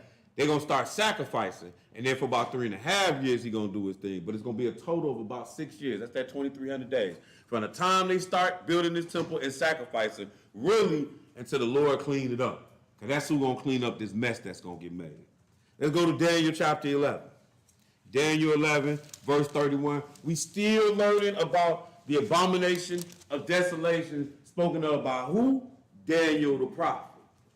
So if you happen to have one of those Bibles, they got Psalm and Proverb and then the New Testament, you gonna miss this part. You gonna miss the part about the abomination of desolation spoken of by Daniel the prophet. Daniel chapter 11, picking up at verse 31. When you get there, go ahead and read. And arm shall stand on his part, and they shall pollute the sanctuary of strength, and shall take away the daily sacrifice, and they shall place the abomination that maketh desolate. So look, we seen that here. This is what he was talking about. He's going to place the abomination that maketh desolate. Is an individual. That's what we're going to learn. Let's jump down to verse 36. Yep. And the king shall do according So to... he's a king. This abomination of desolation. He's going to rule the earth. So he's going to do according to what, my brother? He shall do according to his will, and he shall exalt himself and magnify himself above every god, and shall speak marvelous things against the God of gods, and shall prosper till the indignation be accomplished. Go ahead. For that is determined shall be done. Neither shall he regard the God of his fathers, nor the desire of woman, nor regard of any god, for he shall magnify himself above all. But in his estate shall he honor the God of forces, and a God whom his fathers knew not shall he honor with gold and silver, and with precious stones and pleasant things. So when they say a God that his fathers knew not, because he come from a line of kings, but all the other kings that sat in his place don't represent themselves like this man will. This man represented himself like he is a God. All the rest of the kings in that line said, hey, we know that there is a God. This dude gonna say he is God. He gonna magnify and exalt himself like he is God. We're gonna learn all of this. See, here's the thing about what we do here. You gotta come. You gotta continue to study, because you putting all the pieces together to. Otherwise, we could do this for 20 hours and you still won't get everything that I can tell you on it. So you putting pieces together to get a good understanding. This man here, though, we're going to see later on, we're going to learn he the Antichrist. The vicarious for the day. That's what we're going to learn about him. What verse are we at? That was it. All right, let's go on over to Revelation chapter 11 now. Revelation chapter 11. Revelation 11, and picking up at verse 1 when you get there. And there was given me a reed like unto a rod, and the angel stood, saying, Rise and measure the temple of God. All right, so look, you got John. He looking at the visions, and it was a measuring stick. That's what we're gonna call that reed. It's a measuring stick. And that was giving me a reed or a measuring stick like a rod, and the angel said, Rise and measure the temple of God. Now remember, we've been talking about the temple of God. I educated you on David's first temple, but then we saw in both Luke and in Matthew, we saw the temple that was there that they had rebuilt. All right. So now in John, the only temple he knows is the one that they had rebuilt. He was there with Jesus in them. So this is the same temple. So this angel was saying, yo, measure this temple of God and the altar. Measure the temple, right? Go ahead. And them that worship therein. Yep. But the court which is without the temple, leave out. He said, but the courtyard that's outside the temple. So we talking the same temple that Jesus was seeing. But the courtyard outside the temple, what we going to do with that? Leave out. We're going to leave that out of this measurement. Why is that? And measure it not, for it is given unto the Gentiles. Oh, now remember how we started this. In Luke 21, it said that, hey, yo, when you see arms here, get the heck up out of Jerusalem, because it's going to be given into them until the time of the Gentile be fulfilled. That was Luke 21. So now we at the same temple, and he say, look, I'm going to give this to them. Read verse 2 again. But the court which is without the temple, leave out, and measure it not, for it is given unto the Gentiles. And the holy city shall they tread under foot 42 months. So for 3.5 years, that's what 42 months is, the Gentile gonna dominate Jerusalem. They're gonna set up a king there and everything. That's the abomination of desolation. That's how long it's gonna take place. Go ahead, verse 3. And I will give power unto my 2 witnesses. But he's saying, but in the meantime, in between time, I'm gonna have somebody there that's gonna challenge this evil guy. Go ahead. And they shall prophesy 1,260 days, Right, killed and that's the Sackcloth. same time period. They're going to prophesy 3.5 years. It just named the number of days as opposed to the 42 months. Okay? So now, let's look at something here. I got this, and I don't think I printed these out for you guys, but this came from Wikipedia. But it's the Dome of the Rock. But you can go to the Wikipedia page and look at this on your own. You know what I mean? Like anytime you like. But it's called the Dome of the Rock. As a matter of fact, I'm going to look it up myself and read it from out of read it off my phone. The first paragraph. So it says the Dome of the Rock is an Islamic shrine located on the Temple Mount in the old city of Jerusalem. A site also known to Muslims as I'm not going to try to mess them names up, but the point, its initial construction was undertaken by, I'm not going to mess that name up either, on the order of Malik. I can get that part. During the second Fitna in 691 to 692 CE, Christian era. It has since been situated on top of the site of the second Jewish temple, built to replace the destroyed Solomon's temple, which was destroyed by the Romans in 70 AD. So when you go to the history book, that was just Wikipedia. Everybody should have access to that. The Dome of the Rock right now sits on the Temple Mount where the temple actually was. Because in all honesty, the Lord is like, look, man, I'm going to let you do what you want to do, Antichrist, but I'll be damned if I'm going to let you do this while I set my temple. Go get the courtyard. And the way we're going to make sure that we're going to keep it that way, because the Muslims ain't getting that up. You got to wipe out Islam first before they give up that Dome of the Rock. And so therefore, Christianity or the Jews that's over there really going to have to settle for the outside courtyard. And when they settle for that outside courtyard, then this Antichrist going to come in and be like, y'all don't even need to do this. I'm the replacement for Christ. So we're going to learn a little more. Let's go to Jeremiah 30 now. Jeremiah 30, I guess. I'm trying to see how, okay, I see 13. I just want to see how, because it seems like I don't want to mess this up. I know what Jeremiah 30 is saying. I need to really introduce this dude before we get to Revelation 6. So let's do that.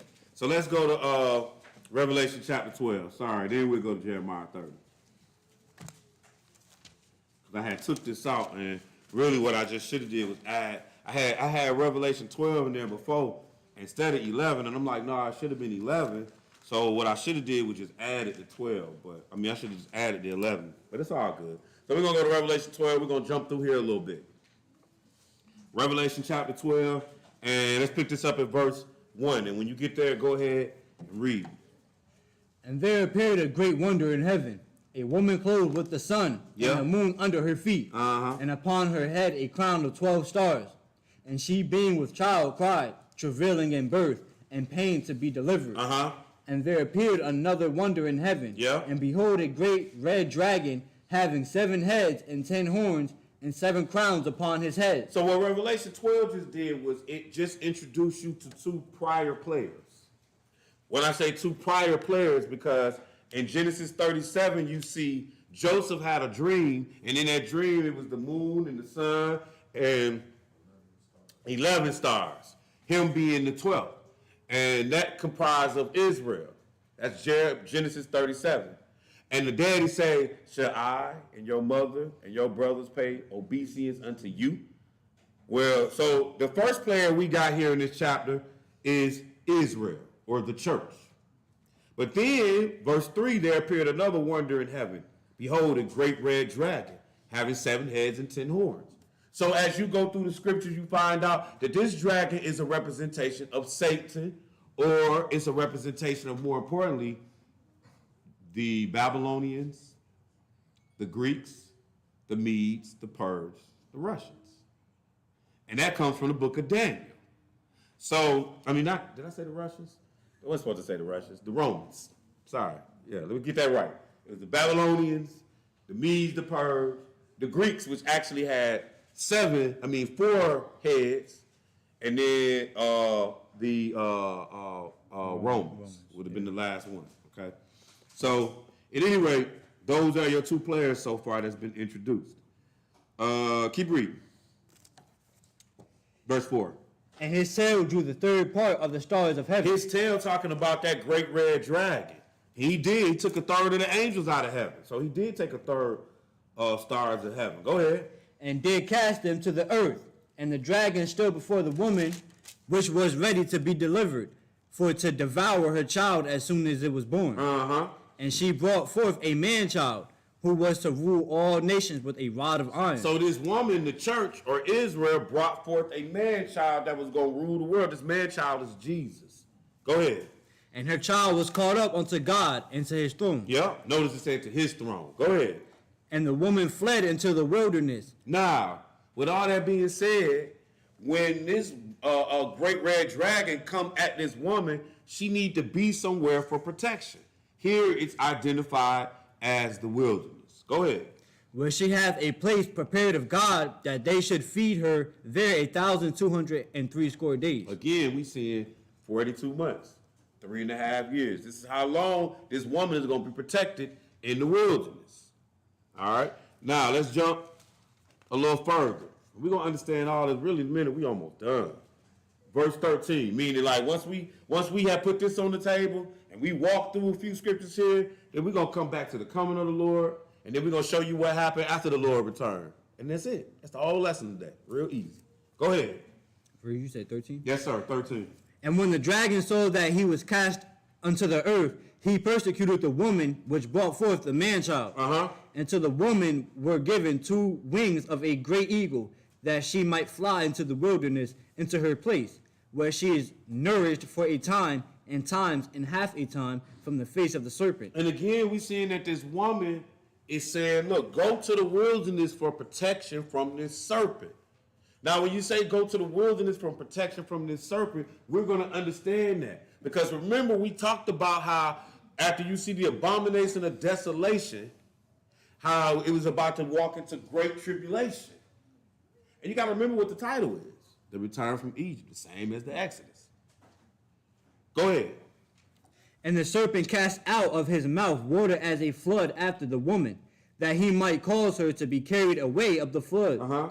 And the earth helped the woman, and the earth opened her mouth and swallowed up the flood which the dragon cast out of his mouth. Go ahead. And the dragon was wroth with the woman, and went to make war with the remnant of her seed, which keep the commandments of God and have the testimony of Jesus Christ. That's good. Now, let's go to Jeremiah chapter 30 now.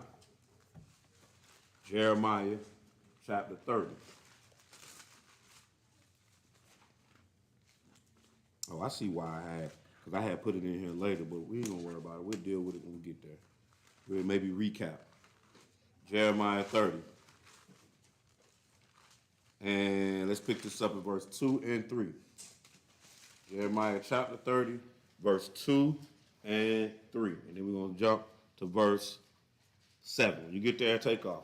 Thus speaketh the Lord God of Israel, saying, Write thee all the words that I have spoken unto thee in a book. Okay. For lo, the days come, saith the Lord, that I will bring again the captivity of my people, Israel and Judah. So look, he's saying, the day is going to come that I'm going to bring again the captivity that I put Israel and Judah in.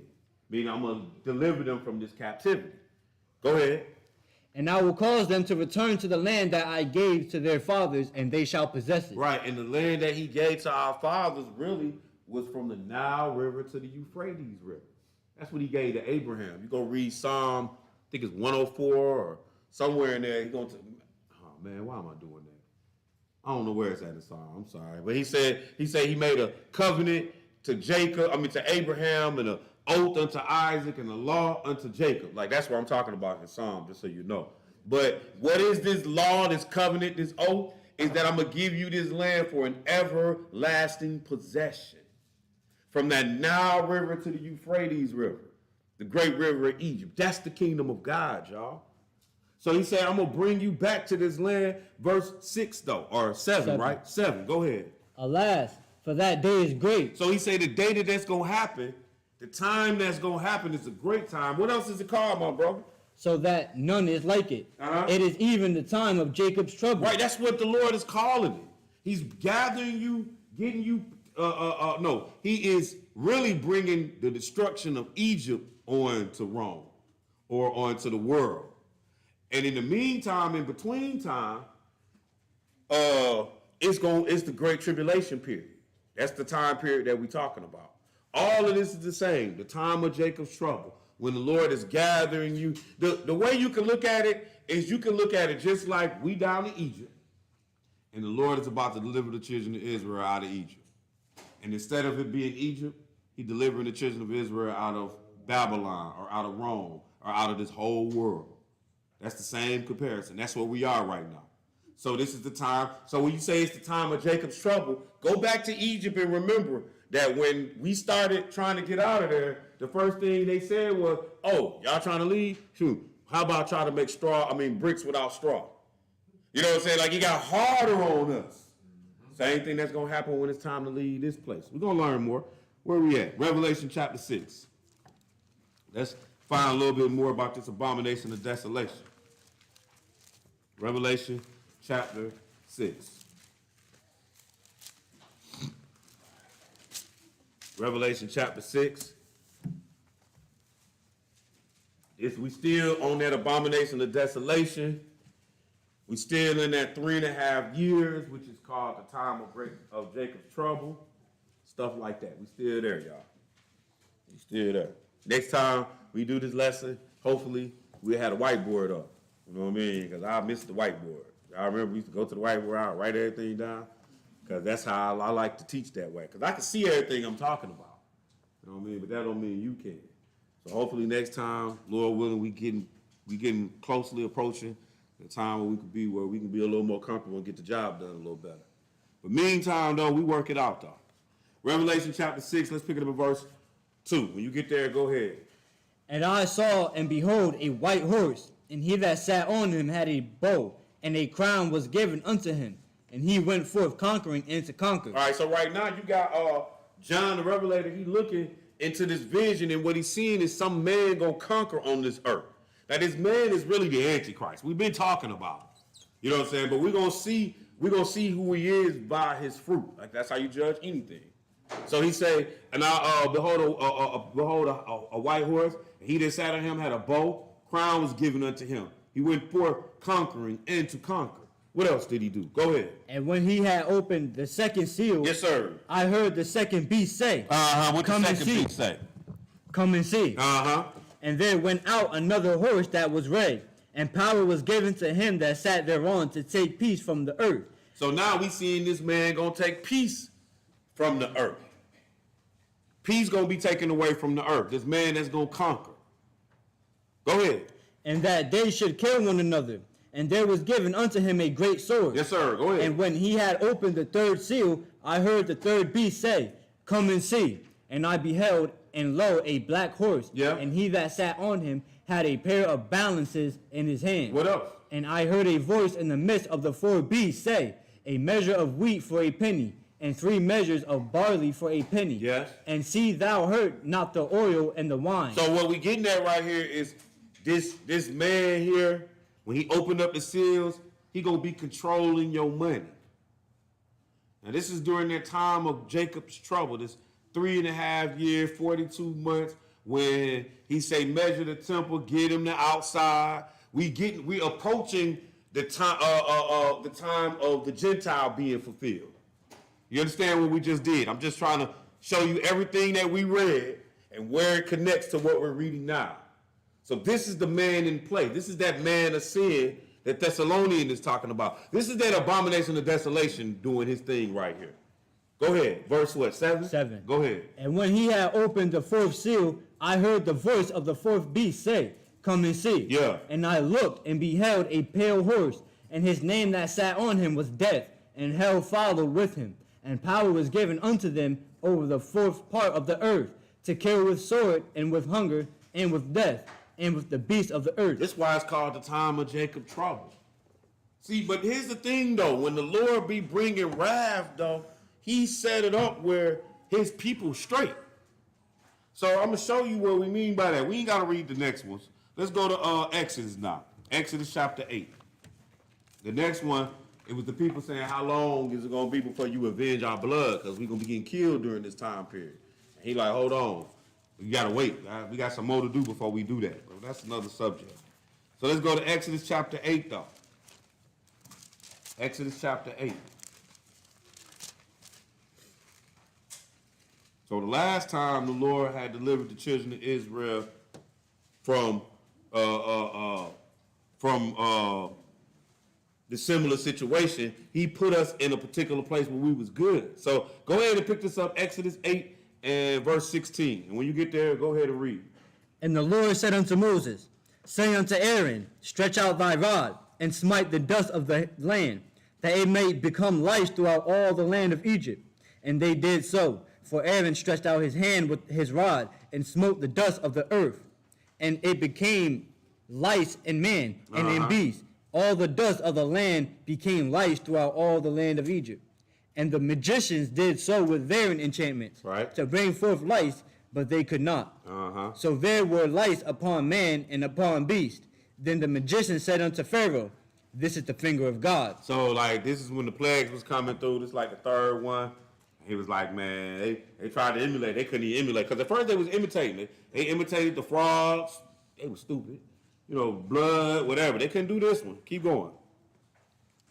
And Pharaoh's heart was hardened, and he hearkened not unto them, as the Lord had said. And the Lord said unto Moses. This is the same Pharaoh we started off talking about in Romans chapter, 9 we looked at? He said he made Pharaoh so that, you know, the Lord can show his power. That's cold. Yeah, that is. Go ahead. Rise up early in the morning and stand before Pharaoh. Lo, he cometh forth to the water, and say unto him, thus saith the Lord, let my people go, that they may serve me. Else, if thou wilt not let my people go, behold, I will send swarms of flies upon thee and upon thy servants, and upon thy people, and into thy houses, and the house of the Egyptians shall be full of swarms of flies, and also the ground whereon they are. Okay, so he like, yo, I'm bringing these plagues on, and y'all about to have flies like crazy. Yo, that's funny. I was just thinking about this movie I watched. I watched some movie called The Mist, and it seemed like they had these huge insects on that joint. And that's what I'm saying here, thinking about when I'm thinking about it. But like, yo, you do not want a gang of, like, flies are disgusting to me. Yeah, it was. But go ahead, keep reading. 22. Yeah. And I will sever in that day. So notice at verse 22, this is the key that we getting at. Separation. Right. He's saying that I'm going to sever down in Egypt, what? Make a difference. I'm going to put a divider between what's happening in Egypt and what's happening somewhere else. Go ahead. And I will sever in that day the land of Goshen. Oh, Goshen. Goshen. Sometimes y'all see me wear a t-shirt that say from Goshen to the hood. Because Goshen is where we was when we was in Egypt. That's where we was at. We was in our land was called Goshen. That was our Compton. You know, that was our North Philly or something. You know what I'm saying? It was Goshen. They stayed away from us and we stayed away from them.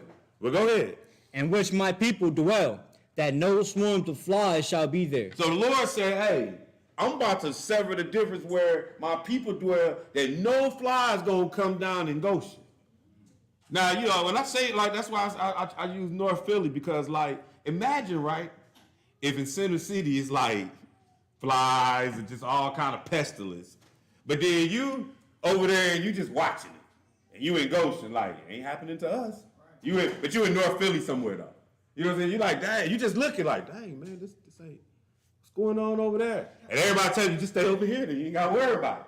You know what I'm saying? That's what's happening right now. Like a neighborhood blackout. Man, exactly. It's like it's just going to shut down in Egypt land, but where we was at, we're good. Keep going.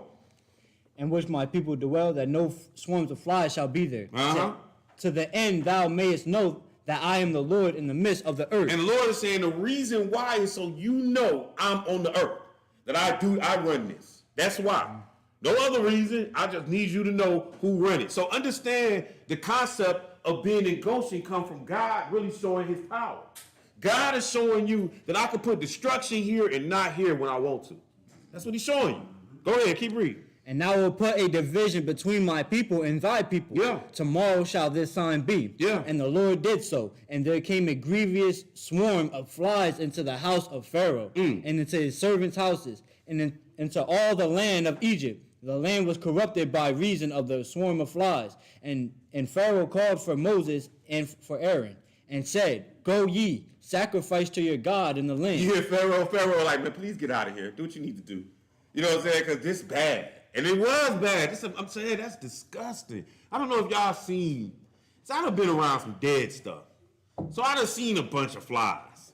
It's disgusting. It make you want to run. It's one of the few things that make me want to puke. You know what I'm saying? You know what I mean? But go ahead, keep reading. 26. Yep. And Moses said, It is not meet so to do, for we shall sacrifice the abomination of the Egyptians to the Lord our God. Lo, shall we sacrifice the abomination of the Egyptians before their eyes, and will they not stone us? Go ahead. We will go 3 days' journey into the wilderness and sacrifice to the Lord our God, as he shall command us. So notice, they in Goshen talking about going to the wilderness to do their stuff, though. This Goshen is not the wilderness that they're in. They got to go to the wilderness. It's their place of safety. That's what this Goshen is. It's their place of safety. And brothers and sisters, when the Lord duplicate what he going to do to Egypt again, we will have a Goshen to be at. We will have a place of safety. Why not? He did it before. Keep reading. 28. And Pharaoh said, I will let you go, that ye may sacrifice to the Lord your God in the wilderness. Only ye shall not go very far away. Entreat for me. That's good, that's good. So let's go to Revelation chapter 13. But now, when you read in the New Testament, we done already read it. He done told you where you going. He said the wilderness. He done said, we read it in Revelation chapter 12. He said that this woman we're going to read it again, so it don't matter. We're going to pick it up again. He calling it the wilderness. That's the location. We're going to understand. Where are we going, bro? Oh, Revelation 13 now, yeah. right? Yeah, there we go. We good. Revelation 13, let's pick it up at verse 1 through 5. Revelation 13, verse 1 through 5. When you get there, go ahead. And I stood upon the sand of the sea, and saw a beast rise up out of the sea, having 7 heads and 10 horns. See, that's the same what we was on in Revelation 12. So this come from Satan. That's the point. Go ahead. And upon his horns 10 crowns, and upon his heads the name of blasphemy. Yeah. And the beast which I saw was like unto a leopard. Yeah. And his feet were as the feet of a bear. Yeah. And his mouth as the mouth of a lion. Yeah. And the dragon gave him his power and his seat and great authority. Okay, so understand something. Jesus said the abomination of desolation spoken of by Daniel the prophet. If you notice here in Revelation, he's really referring you back to Daniel the prophet when he starts to describe this beast here. See, here's my issue with those who want to say Luke 21 has been fulfilled. My issue is, but this ain't been fulfilled. And this still is pointing us back to Daniel, just like Jesus was doing.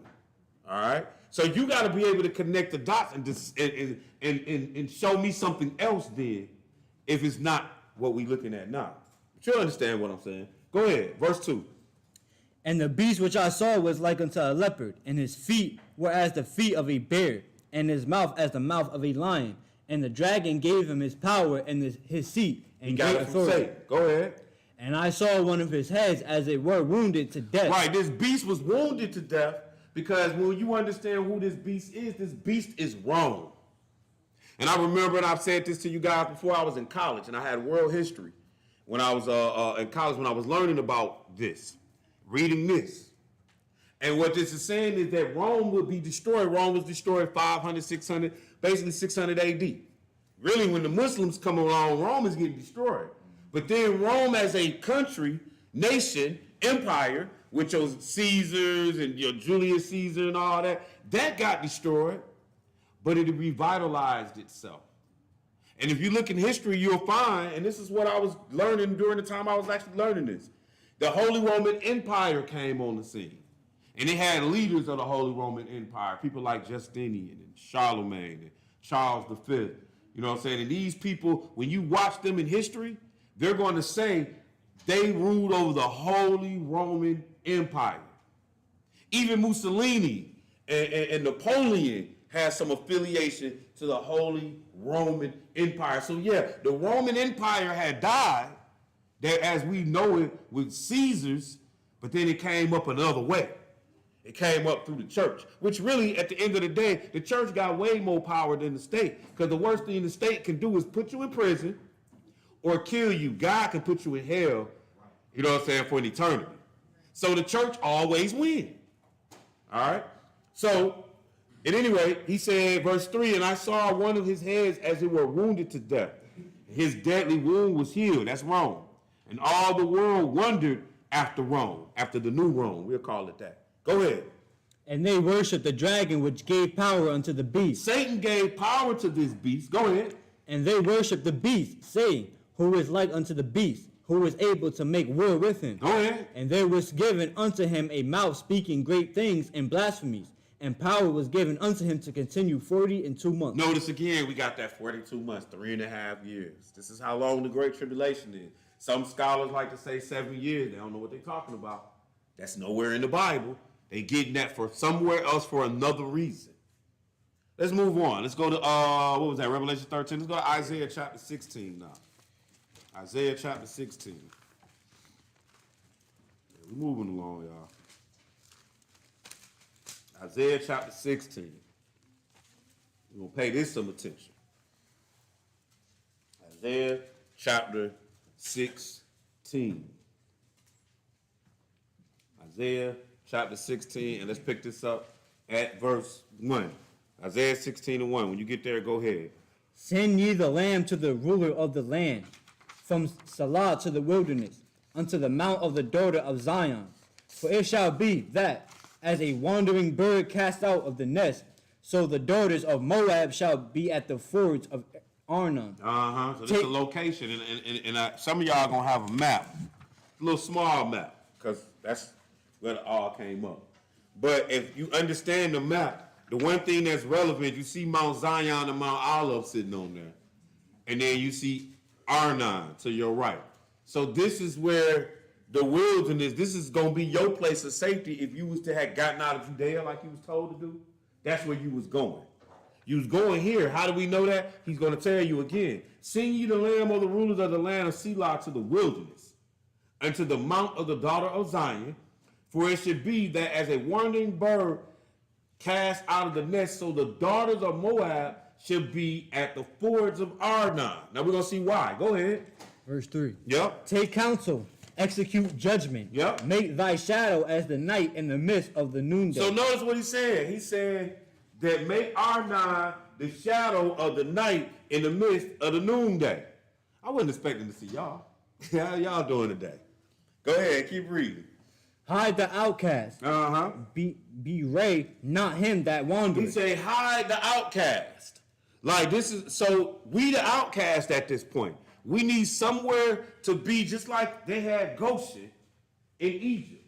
We need somewhere to protect us so that when the Lord starts sending his plagues on us, or like we like to see when he start blowing those trumpets, them the plagues, we ain't gonna get hit by it. We don't get hit by the flies like we saw in Exodus. Keep reading. Verse 4. Uh-huh. Let mine outcast dwell with thee, Moab. He said, let my outcast dwell with you. Go ahead. Be thou a cover to them from the face of the spoiler. For the executioner is at an end. The spoiler seizeth.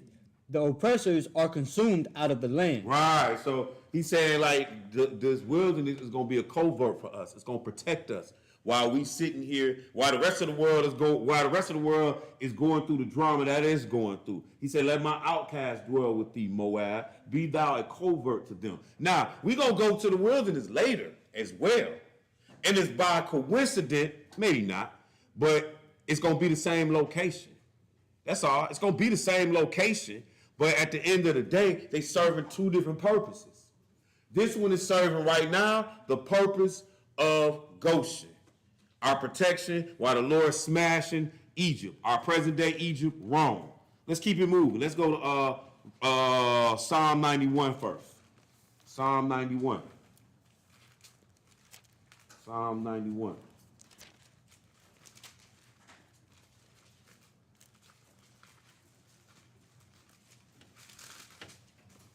Psalm 91.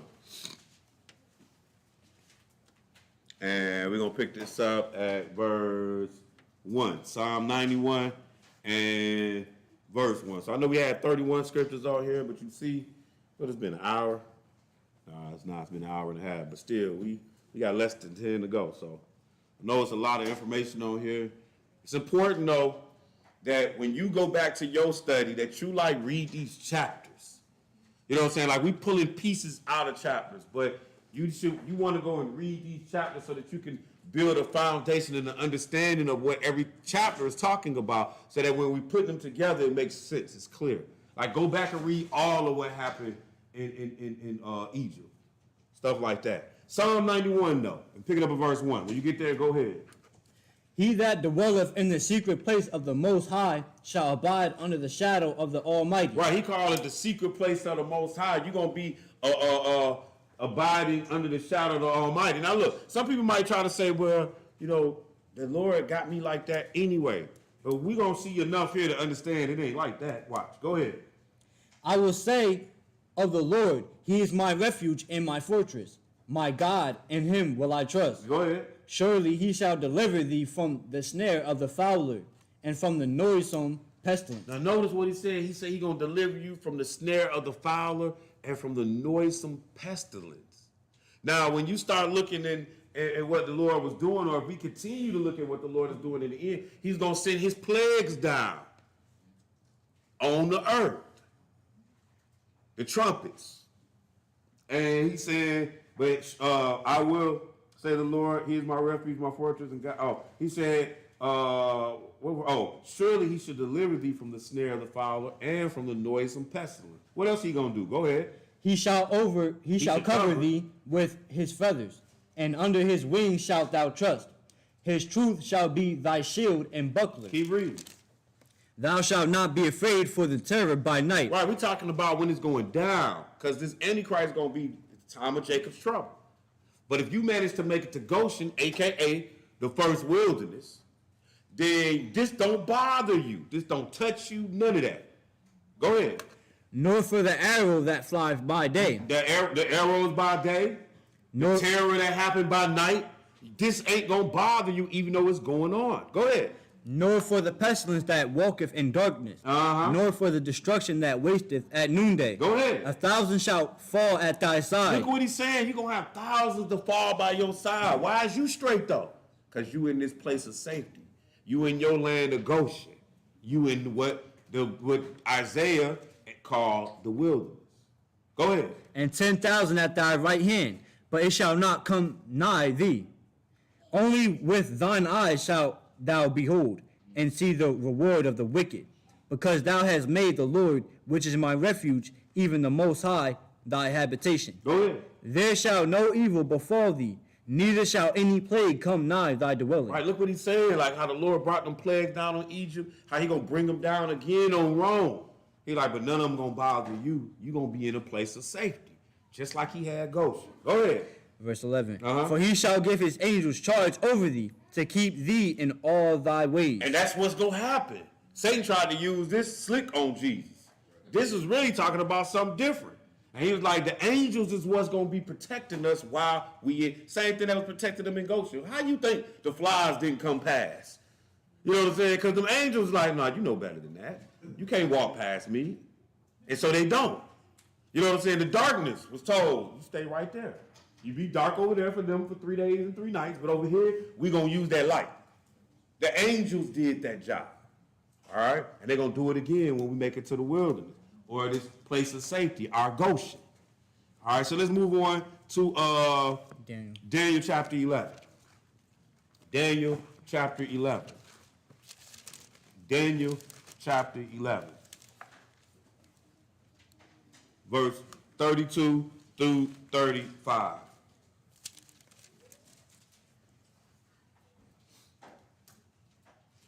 Daniel 11, verse 32 through 35.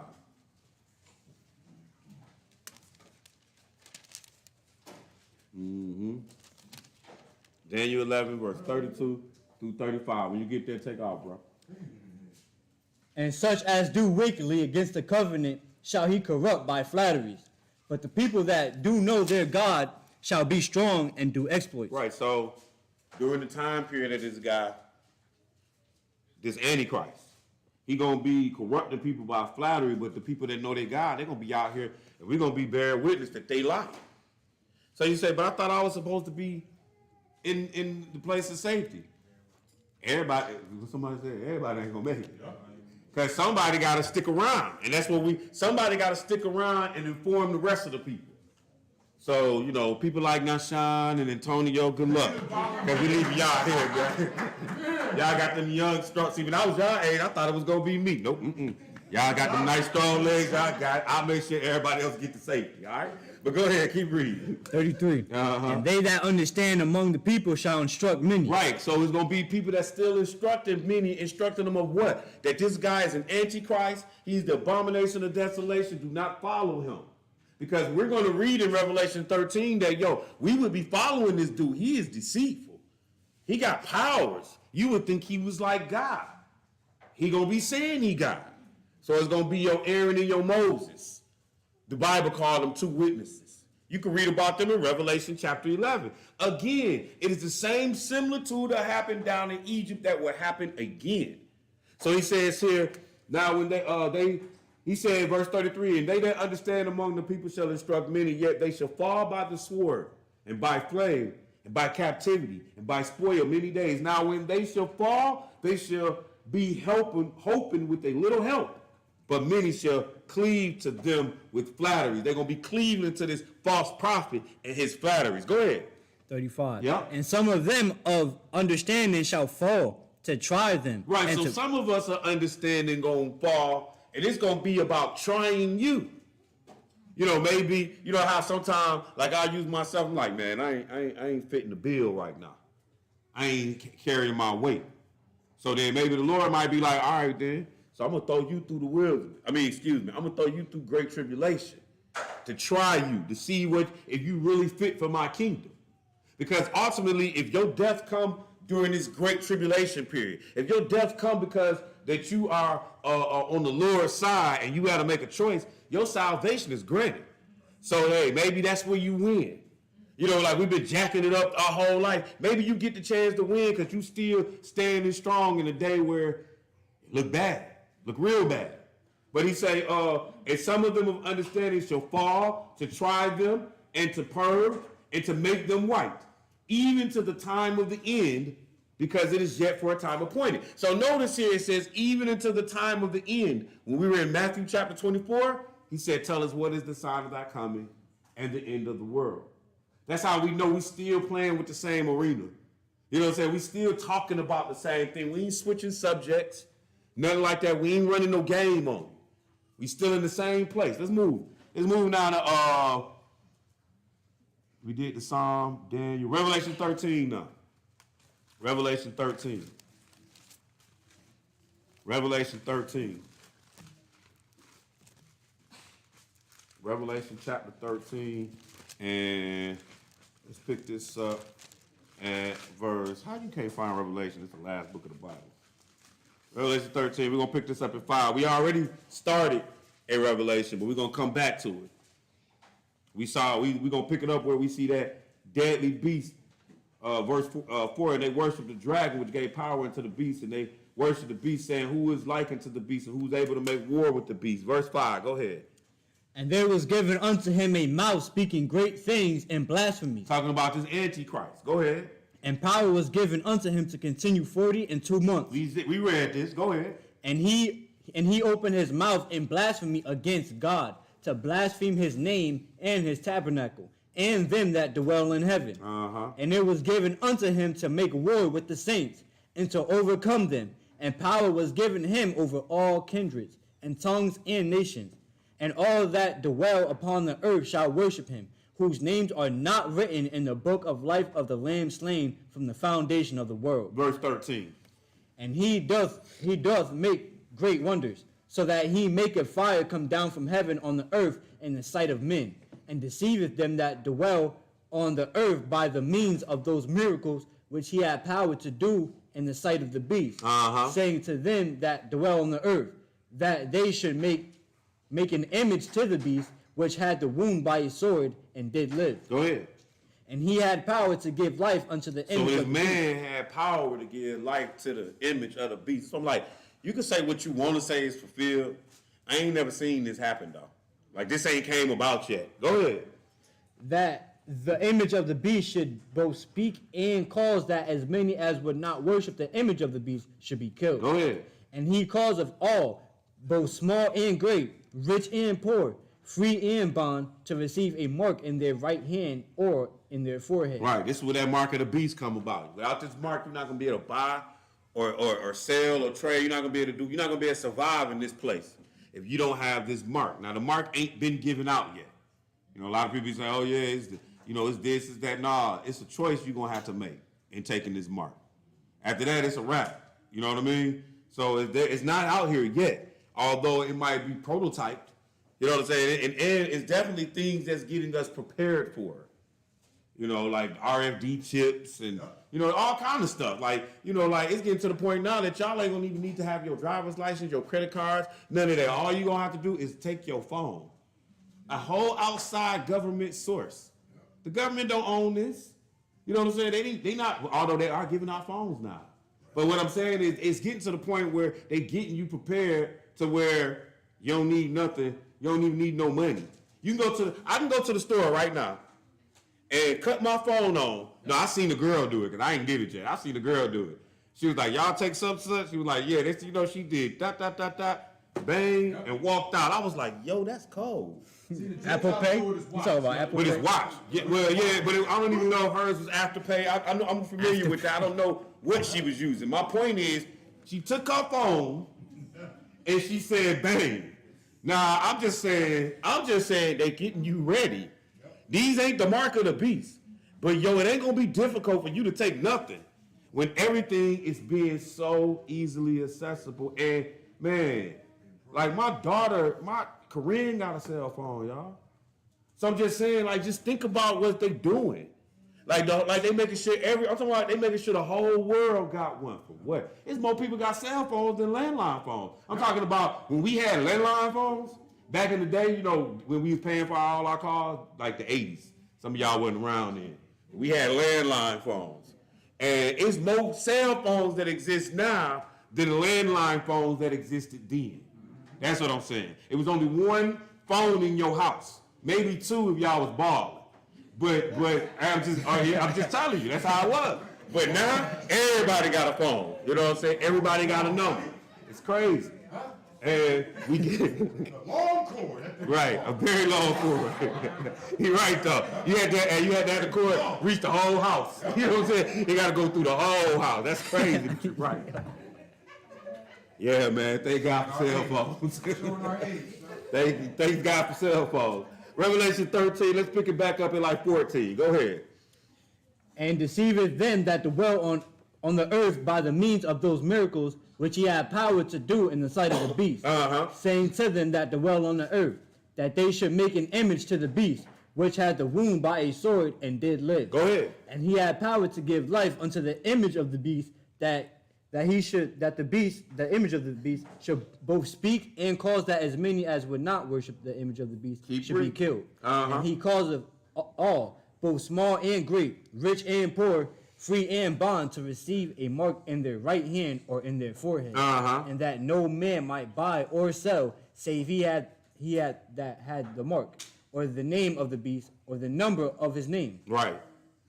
So you got to be affiliated with this mark, this name.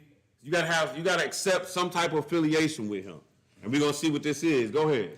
Here is wisdom. Yeah. Let him that have understanding count the number of the beast, for it is the number of a man, and his number is 666. So I wanted to make sure that I printed this out. Now I was supposed to bring my other book about the popes, so I'm just gonna have to tell y'all. But Pope Innocent, around 1100 AD, if I'm not mistaken. Yeah, if I'm not mistaken. I'm paraphrasing, but regardless, he was the first pope that came and used the title Vicar of Christ. Now, that's how we say it in English, Vicar of Christ. And in English, that means the replacement of Christ. Pope Innocent used that. Then they also put it in their crown. It's inside that crown. But it's not written in English. It's written in Latin. And in Latin, it's written Vicarius Filii. And if you look at this piece of paper, you'll see this that is on here. Or Vicar of the Son of God is a formal Latin title of the leading man of the papal system. That's him. So when we start talking about 666, now, if you look to your right, you will see that Vicarius Filii, once it's valued to its Roman numbers, would give you 666, like it said here in Revelation 13 when it said, verse 17, that no man might buy or sell, save he that had the mark or the name of the beast or the number of his name. Here is wisdom. Let him that have understanding count the number of the beast, for it is the number of a man. His number is 666. So we could do this a lot today, but we not. But it's the Pope, y'all. The Pope, he the Antichrist. He the one that most fit the bill. He walk around here like he godly, and he really ain't. He's against the Bible, and he act like he for the Bible. He's a liar. You know what I'm saying? He got the whole world deceived, period, point blank. And at the end of all, he not going to regard the God of his fathers. He going to finally come out the closet and say, I'm God. He been saying it, I'm the Vicar of Christ. He going to finally come out the closet and be like, yo, y'all supposed to be worshiping me. They going to start a sacrifice over there in Jerusalem. He going to say, I got this. I'm going to bring my military. We're going to shut this down. I'm the boss on the planet. That's what's going to happen. In the meantime, while that take place, here comes Jesus. In the midst of that. And that'll be your World War III. So at any rate, let's go back to Matthew 20. No, we don't need that now. No, that Revelation 12, I mean, we kind of like hit it enough where we don't really need it. But let's do it at 13. Let's pick it up at 13. Revelation 12 and 13. Just because I said I wasn't going to leave nothing out. So we're going to do this part anyway. So verse 13, when you get there, go ahead. And when the dragon saw that he was cast unto the earth, he persecuted the woman which brought forth the man-child.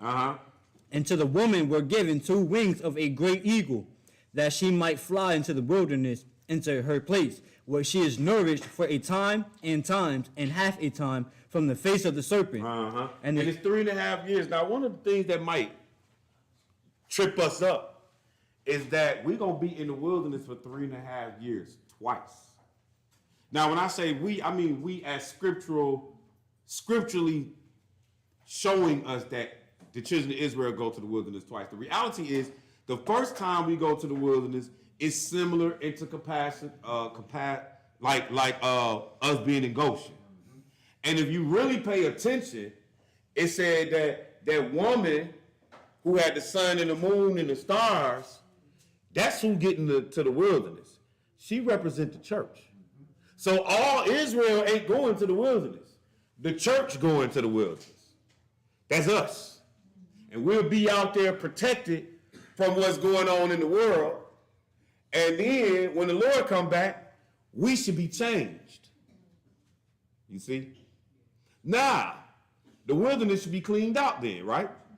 Nobody else, because everybody that was there should go get spiritual bodies. Exactly. Now, for the people that was there, your job is to guess what? Go get Israel and bring them back to where you just left, so that they can come into a covenant now. This after Jesus done came back. We're going to read this and understand this. So in reality is the wilderness serves 2 purposes. It serves the purpose of Goshen, and it also serves the purpose of where we're going to come up under this bond of the covenant with the Lord. So let's finish. Let's keep going. So Revelation 12, it was 13. And when the dragon saw that he was cast out to the earth, he persecuted the woman, which is the church, which brought forth the man-child, which was Jesus. And the woman was given 2 great wings of an eagle, that she might fly into the wilderness, into her place where she is nourished for a time and a half a time, which I got a dictionary big enough to show you. Time mean year. So once again, we 3.5 years. And the serpent cast out of his mouth waters as a flood after the woman. Just saying that that serpent was coming after that woman. That might cause her to be carried away into the flood. And the earth helped the woman and opened up her mouth and swallowed up the flood which the dragon cast out of the mouth. And the dragon was wroth with the woman and went to make war with the remnant of her seed. So again, it's just saying that the dragon went to go back. Whoever wasn't left, whoever didn't make it to the wilderness, I'm about to go deal with them. Because I'm pissed. Because I didn't get to stop y'all from being protected from me. I wanted all y'all. I wanted the church. That's what Satan's saying. Let's go to Matthew 24 now. Matthew 24. We're almost done. Matthew 24. We're going to start this at verse 27. We're going to walk through the wilderness, and then we're going to see where it takes us. Matthew 24 and verse 27. And when you get there, go ahead and read.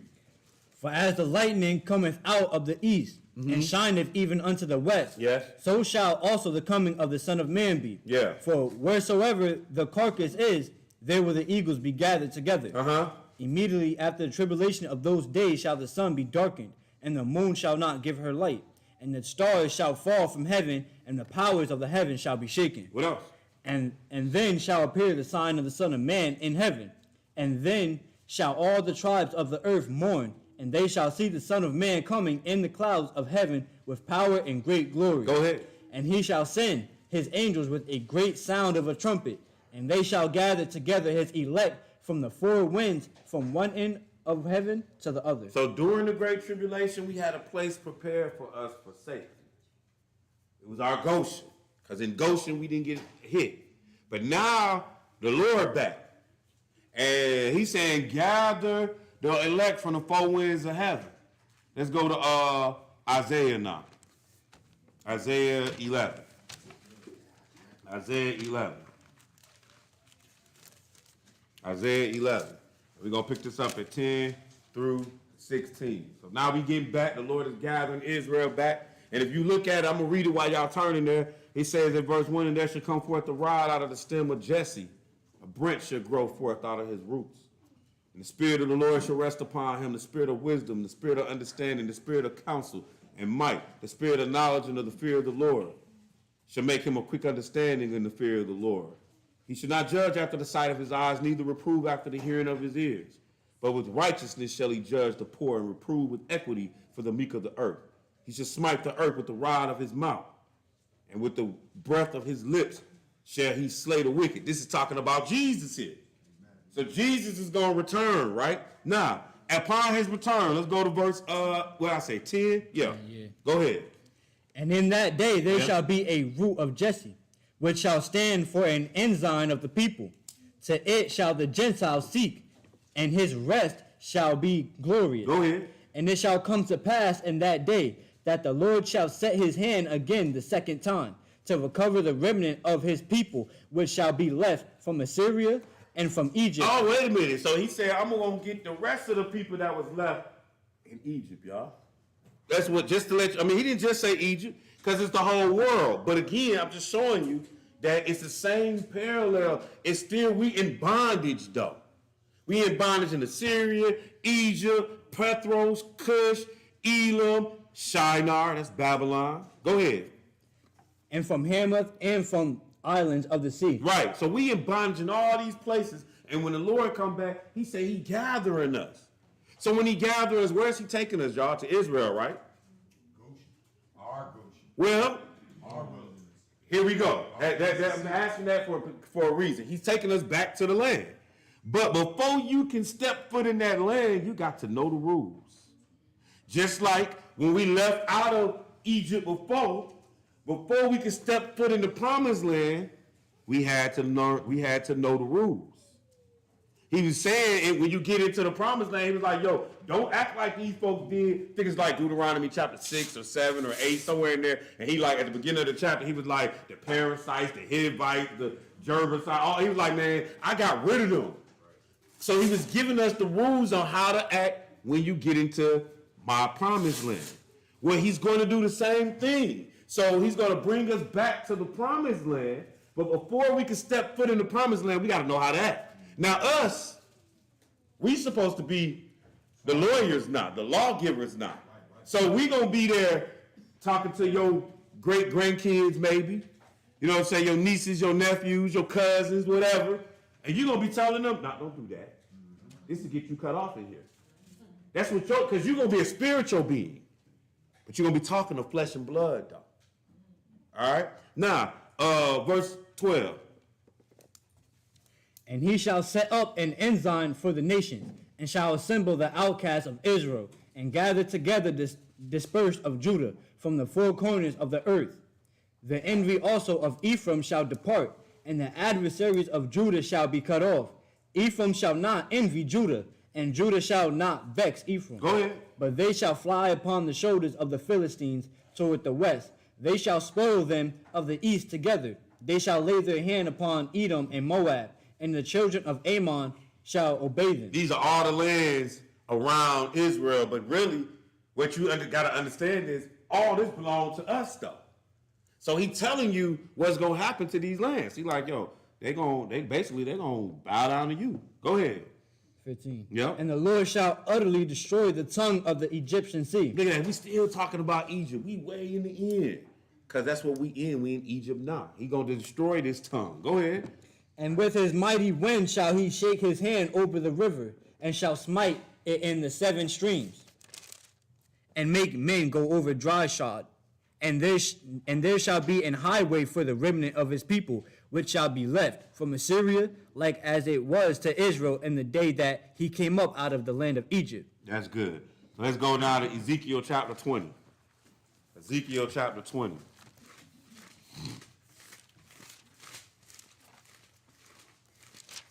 Ezekiel 20. And by the time we get to that Isaiah 35, it's going to all be put together, and we're going to wrap it up back again in Ezekiel. So we pretty much done, y'all. We're going to, like I said, we're going to do one more. We're going to recap it all when we get to Isaiah, because it's going to make sense when we get to the Isaiah 35. But Ezekiel 20, check out what this says. Ezekiel chapter 20, and let's pick it up at verse 33. Ezekiel 20 and 33. When you get there, go ahead. As I live, saith the Lord God, right? Surely with a mighty hand and with a stretched out arm and with fury poured out will I rule over you. So he's saying, just like from the beginning of the lesson in Deuteronomy, he was like, yo, he was going to put us in Egypt again on ships. Now he's saying in Ezekiel, I will rule over you. I'm going to rule over these black folks in America and South America and in Africa and in Europe. I'm going to rule over these black folks. Go ahead. And I will bring you out from the people, and I will gather you out of the countries wherein you are scattered, with a mighty hand and with a stretched out arm, and with fury poured out. Yeah. And I will bring you into the wilderness of the people. Notice what he's saying. I'm going to bring you to the wilderness. But not like Goshen this time. That wilderness was for us, for our protection. This time, I'm bringing you to the wilderness. For what? Go ahead. And there will I plead with you face to face. This time, I'm going to tell you how you operate in my land. Because that's what I'm supposed to be giving you. That's what I was promised to give you. Go ahead. Like as I pleaded with your fathers in the wilderness of the land of Egypt. You see that? That's the equivalent. Just like I pleaded with your fathers when y'all left Egypt, I pleaded with your fathers out there. That's how I'm going to plead with you in the same wilderness. Go ahead. Saith the Lord God. And I will cause you to pass under the rod, and I will bring you into the bond of the covenant. This is what his plan is. He said, I'm going to bring you up under my covenant. Because what we're going to learn is you ain't going to Israel unless you did this. Like, you're going to have to be the swore and vow. You're going to act right when you step in the land. You want to know why? Because Jesus in the land. Because we in the land. Because David in the land. And you ain't messing with us with that evil on you. We're going to destroy you ASAP. Because we're going to be on that team too. He say the firstborn of many brethren. So you going to walk by and make that call like, no. You ain't in here acting like this. You ain't going to ask for permission or nothing. You know what I'm saying? This is going to be on you like, yo, he got to die. He ain't got no business. Right. So it's going to be fair because before you get to that situation where you dying instantly for acting a fool in Jerusalem, we're going to take you to the wilderness so that you know the rules. Right. Go ahead, finish that. 38. Yup. And I will purge out from among you the rebels and them that transgress against me. I will, That's gonna happen in the wilderness. I'm gonna purge the rebels. See, because when people think when the Lord come back that like and they lock up Satan, that sin just disappeared. You don't need Satan to sin, y'all. I'm saying you don't right now. Whatever sin is in you, you can go do it when you want to do it. Satan ain't got to tell you, ooh, go sleep with that guy, go sleep with that girl, go steal he ain't got to tell you nothing. It's already been programmed inside of you now. So what we have to learn to do when we get into Jesus' kingdom is to get rid of this stuff. What we're learning to do now is to get rid of the sin of us now. But what I'm trying to get you to understand is when the Lord come back, it's still people who gonna be able to sin. That's what I'm saying. And your job is to correct them while you're in the kingdom. Okay? Now, finish that verse. I will bring them forth out of the country where they sojourn, and they shall not enter into the land of Israel, and ye shall know that I am the Lord. That's good. Let's go to Jeremiah 31 now. Jeremiah 31. Y'all all right? Yes, sir. Praise the Lord. Praise the Lord. Mm-hmm. Hoping we learning and comprehending today how it's just how God operating. At the end of the day, all I'm trying to get you to see, God got a land of Goshen for you before he returned, and he got a wilderness for them when he get back. That's it. It's the same thing. It's nothing different. Like when I say he got a land of Goshen, right, okay, well, it ain't Goshen. We're not going to Egypt to Goshen. Somebody already there. As a matter of fact, when you read in Deuteronomy, the Antichrist got that land. No, he got somewhere else for you. He got somewhere else based off of Psalm 91, based off of Isaiah 16, the fords of Arnon. That's where he got for you, to be protecting you. Jeremiah 31, but then when he come back, he got to bring the children of Israel back to the wilderness because he said, I'm going to make a covenant with them. Jeremiah 31, pick it up at verse 22. When you get there, go ahead. How long wilt thou go about, O thou backsliding daughter? For the Lord hath created a new thing in the earth. A woman shall compass a man. And that has happened today. So he's saying, like, look, how long you gonna be on what you own? Like, I don't have to make it so bad that now women then rose up past the men. I had to do a new thing on the earth to get your attention.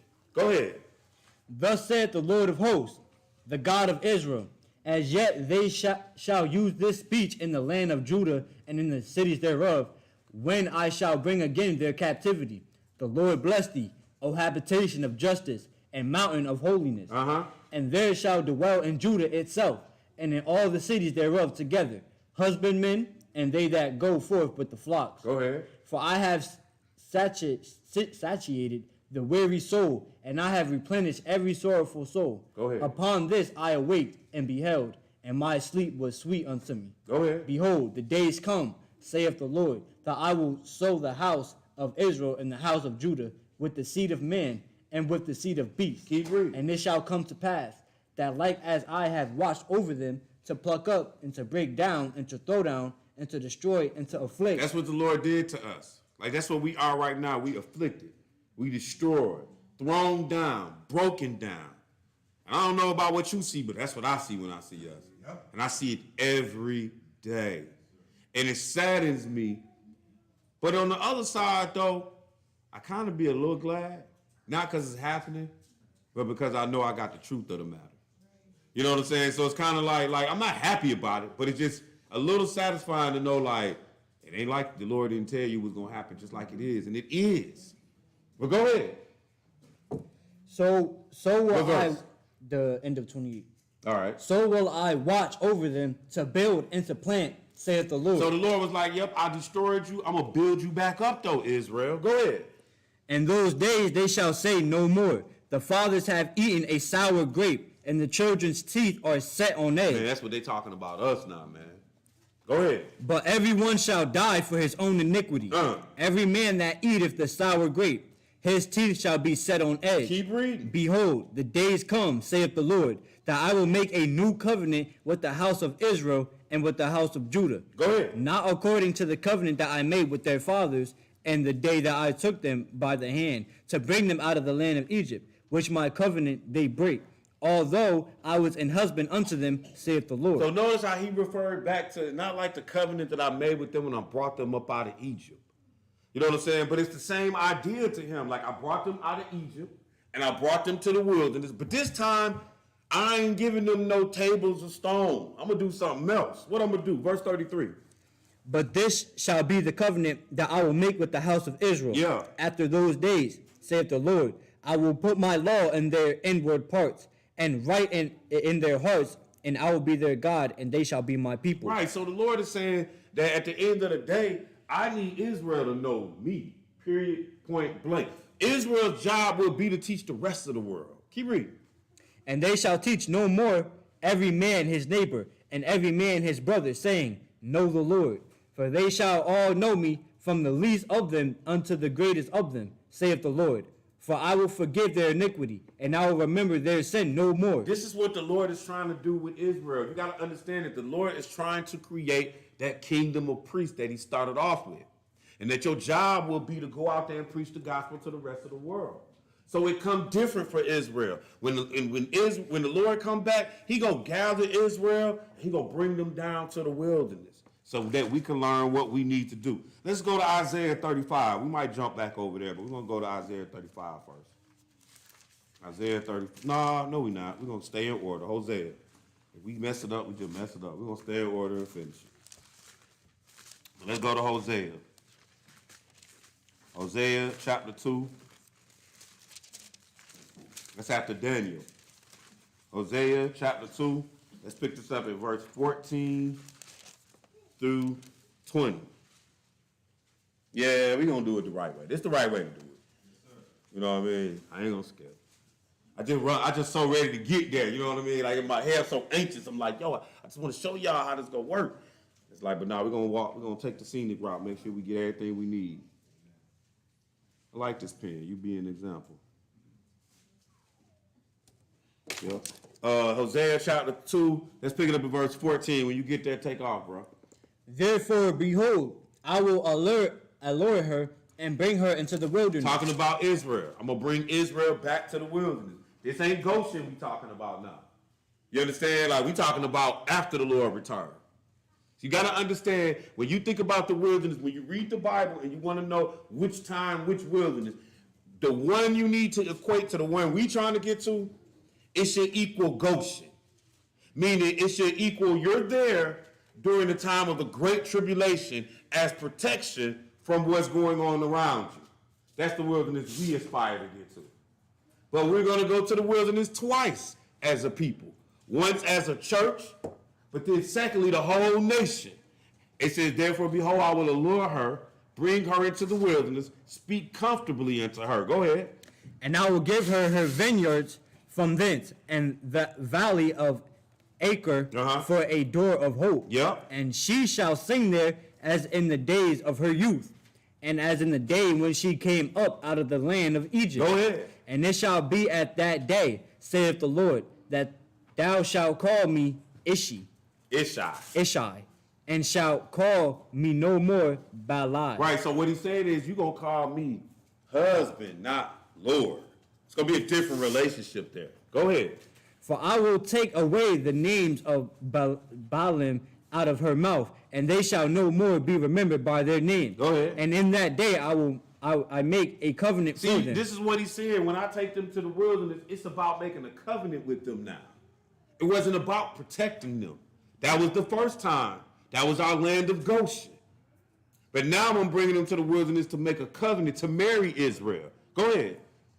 A covenant for them with the beasts of the field, and with the fowls of heaven, and with the creeping things of the ground. And I will break the bow and the sword and the battle of the earth, and will make them to lie down safely. And I will betroth thee unto me forever. Yea, I will betroth thee unto me in righteousness and in judgment, and in loving kindness and in mercy. Go ahead. I will even betroth thee unto me in faithfulness, and thou shalt know the Lord. That's good. Let's go over to Jeremiah 33 now. Jeremiah 33.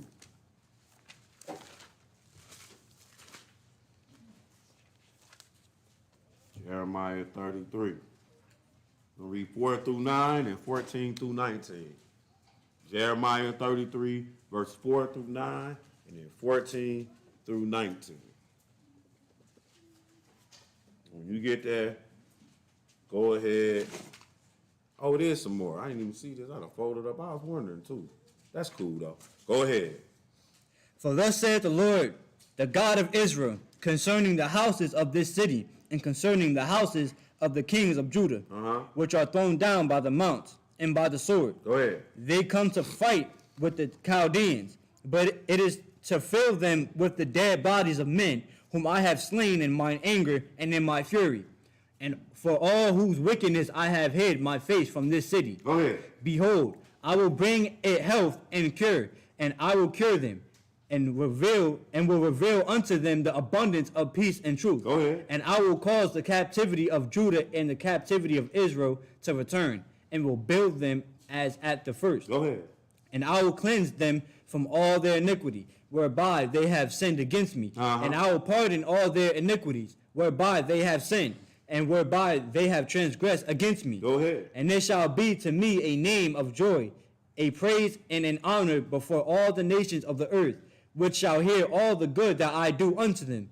And they shall fear and tremble for all the goodness and for all the prosperity that I procure unto it. That's good. Let's get to verse 14.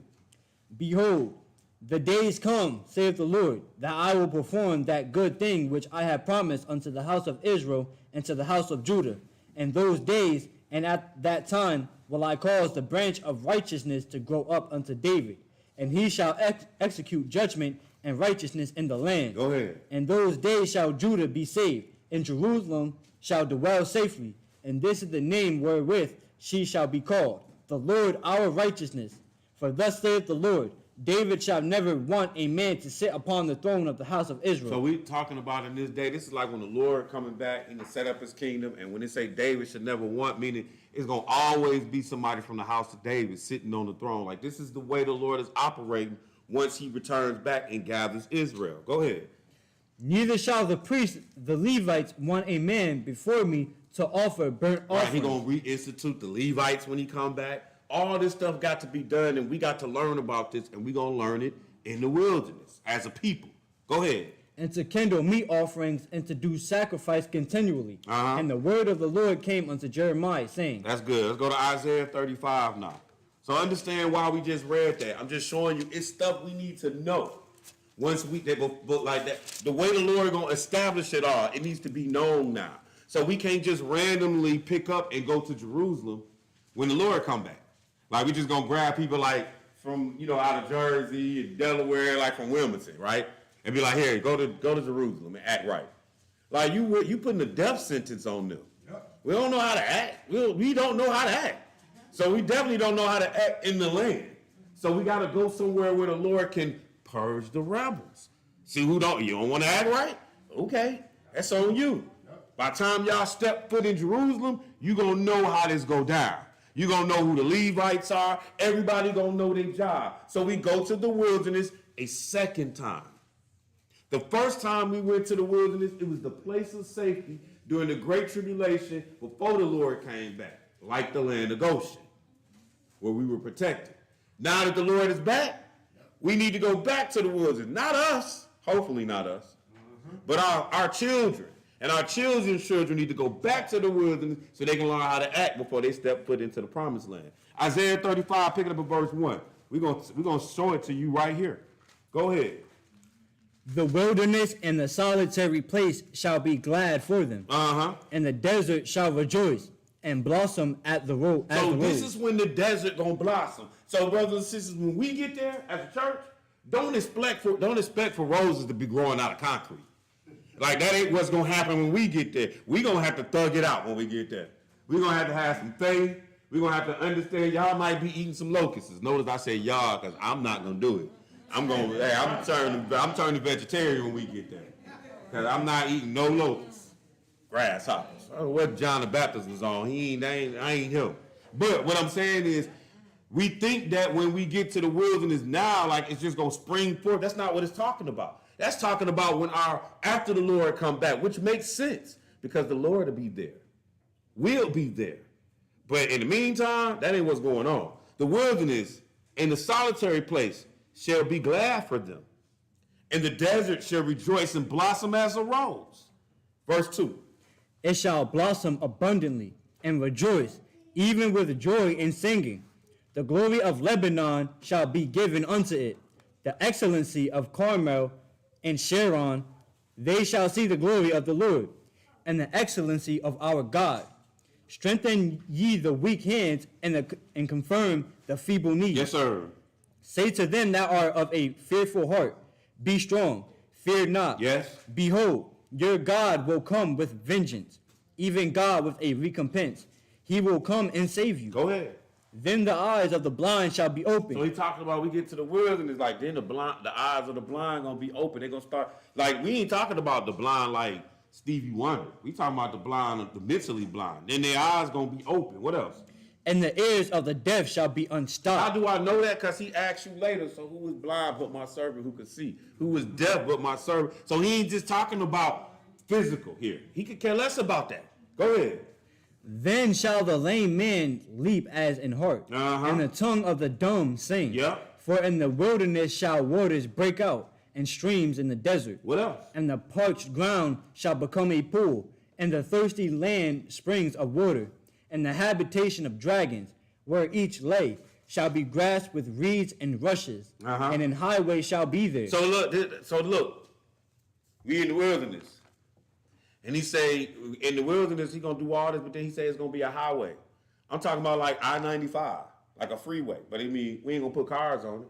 You know what I'm saying? But like literally a highway, away from this wilderness to Jerusalem, a street. Okay, go ahead. And it shall be called the way of holiness. So it's gonna be like, instead of calling I-95, it's gonna be highway, way of holiness. I know that sounds funny. Like, we ain't even gonna necessarily say, oh yeah, that's highway, way of holiness. What I'm saying is, there's a highway called the way of like the yellow brick road is gonna be called the way of holiness. You understand? Like the yellow brick road was your way to get to Oz. Well, this is gonna be your way to get to Jerusalem. It's gonna be called the way of holiness, right? Go ahead. The unclean shall not pass over. Unclean can't get on this road. So you're gonna be in the wilderness, you're gonna learn the rules in the wilderness, and then if you unclean, I can't travel that path. Someone gonna stop me ASAP. Go ahead. But it shall be for those, the wayfaring men. It's gonna be for those who's supposed to go. Now the wayfaring man, what about him? Though fools shall not err therein. He ain't gonna make no mistake and go. Ain't nobody making no mistake on this path. Like the wayfaring man, though fools, he not gonna err therein. He not gonna make a mistake. It ain't like you gonna make a wrong turn like, oh, by the way, I'm on the way to holiness, and just pop up in Jerusalem. That's what he's telling you. Go ahead. No lion shall be there. And he said it won't be no lions in the street. We talking about roar, like lions, tigers, and bears, like real lions. It won't be none of them there. Go ahead. Nor any ravenous beast shall go up thereon. Go ahead. It shall not be found there. But the redeemed shall walk there. Oh, but the Israelite redeemed get to walk through this path. They get to leave the wilderness. The rebels been purged. Now you can go into Jerusalem. And not a moment sooner. Go ahead. And the ransom of the Lord shall return, and come to Zion with songs and everlasting joy upon their heads. So you know how you be riding down the street now, you might hear Tupac or Biggie or something like that. I don't even listen to that no more. But you might hear some rap music or something like that, or some R&B. Like, nah, you're going to hear singing from us on this highway. You know what I'm saying? We the redeemed. You know what I'm saying? We're going to have great songs to sing. And the ransom of the Lord shall return and come to Zion with songs, everlasting joy upon their heads. They shall obtain joy and gladness. Go ahead. And sorrow and sighing shall flee away. Right. That's what's going to happen. And that's why we're going to be on this pathway headed to the kingdom. We're going to be geek. Anybody that's on it. Our children, because hopefully we not on it. Right? Hopefully we the instructors. Hopefully we have gotten our salvation, correct? I'm just making sure we're all on the same page. Let's go to our last scripture. Y'all can read these other ones on your own as Zechariah, as well as that Ezekiel. That Ezekiel is showing you when we get there, and David going to be our king, and Jesus is going to be king of kings. That's what that Ezekiel is talking about. That Ezekiel 30, chapter 37, 20, yeah. And then that Zechariah 14, yeah. That's homework too. So we'll look at Isaiah, the last one. Yep, Isaiah chapter 2. That'll be our last one. Isaiah chapter 2. Isaiah chapter 2. And let's pick this up at verse 1. Isaiah chapter 2 and verse 1. When you get there, go ahead and read. The word that Isaiah the son of Amoz saw concerning Judah and Jerusalem. Yeah. And it shall come to pass in the last days that the mountain of the Lord's house shall be established in the top of the mountain. Right, like this highway that we took, we taking it to the Lord's house. Yo, this the big house right here. It's going to stand above, we're going to be at the top of the earth when we stand at this particular place. Go ahead. And shall be exalted above the hills. Yeah. And all nations shall flow unto it. Everybody got to come to Jerusalem. That's why I'm like, why y'all trying to make this Africa? You don't even understand what you're talking about. Geographically, that don't work. Everybody can come to the Middle East, though, where we at, the land that was promised, from the Nile River to the Euphrates. Everybody can come there. From Europe, you can come. From Asia, you can come. From Africa, you can come. Heck, you can come from North America and South America if you're still over there. You got the whole Gibraltar Strait that take you up through Spain and Northern Africa. Geographically, it makes sense to set up your kingdom right there in the middle. So at any rate, he's saying, and it should come to pass in the last days that the mountain of the Lord's house should be established in the top of the mountains and should be exalted above the hills, and all nations shall flow into it. Go ahead. And many people shall go and say, Come ye, and let us go up to the mountain of the Lord, to the house of the God of Jacob. Right. And he will teach us of his ways, and we will walk in his paths. For out of Zion shall go forth the law, and the word of the Lord from Jerusalem. Right, because we already got it. So now everybody else is coming to get what we got now. Go ahead. And he shall judge among the nations, and shall rebuke many people, and they shall beat their swords into plowshares, and their spears into pruning hooks. Nation shall not lift up sword against nation, neither shall they learn war any more. Go ahead. O house of Jacob, come ye, and let us walk in the light of the Lord. Therefore thou hast forsaken thy people, the house of Jacob, because they replenish from the east, and are soothsayers like the Philistines, and they please themselves in the children of strangers. Go ahead. Their land also is full of silver and gold, neither is there any end of their treasures. Their land is also full of horses, neither is there any end of their chariots. That's good. So, brothers and sisters, I hope we got some understanding today. The return from Egypt, the same as the Exodus, meaning it was the same way, the Lord did it before. He's going to do it again. He don't change. And with that being said, brothers and sisters, I hope we got some understanding in Jesus' name. Amen. Real quick, number one is it's 4:30, and what we usually have here till 7. Okay, so we'll start Bible study at like 5:15. So I think me, Stan, and Chris, I don't even know who on paper, but we got it. You know what I mean? And you stick around too. You did a good job too. Praise the Lord. Also, Chris, I'm talking to you now. I talked to your. Oh yeah. So we might be going out there Sunday. He mentioned something to you? Okay.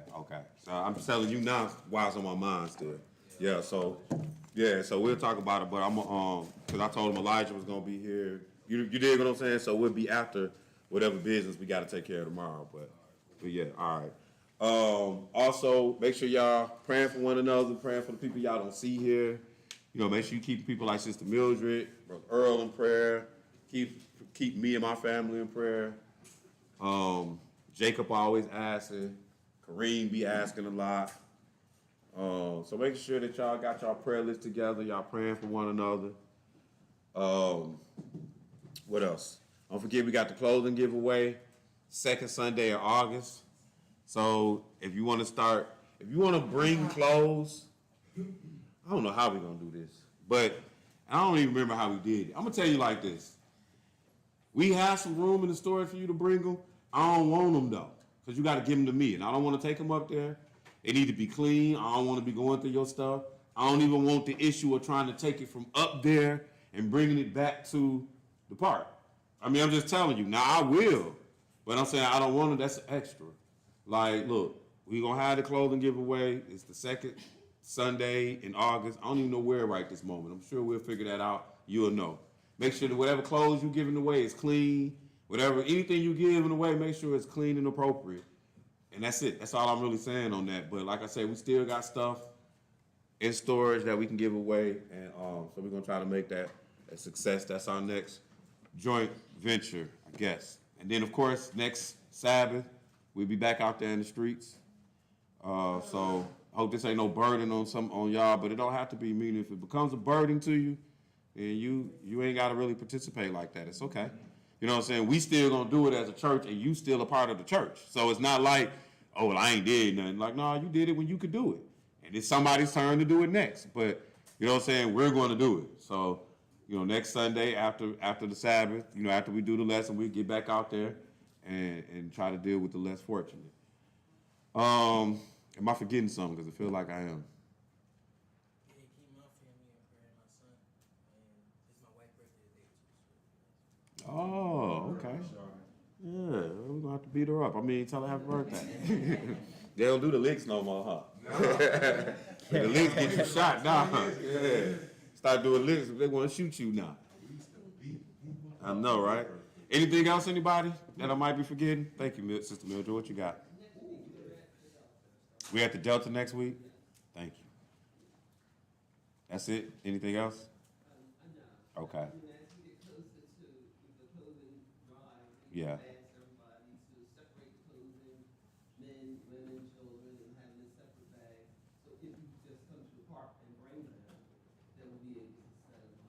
Yep. And I don't like I say. I don't know if some of y'all may or may not know. I might have mentioned that Brother Elijah will be here tomorrow, but he's not. He's in New York right now.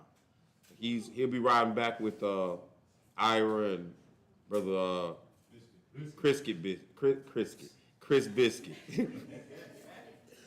They went up there to go get him, so he's gonna be riding back with them. And we supposed to be looking at this building, and this one would be for purchase. And all I said to him was, it's worth the money. You know what I mean?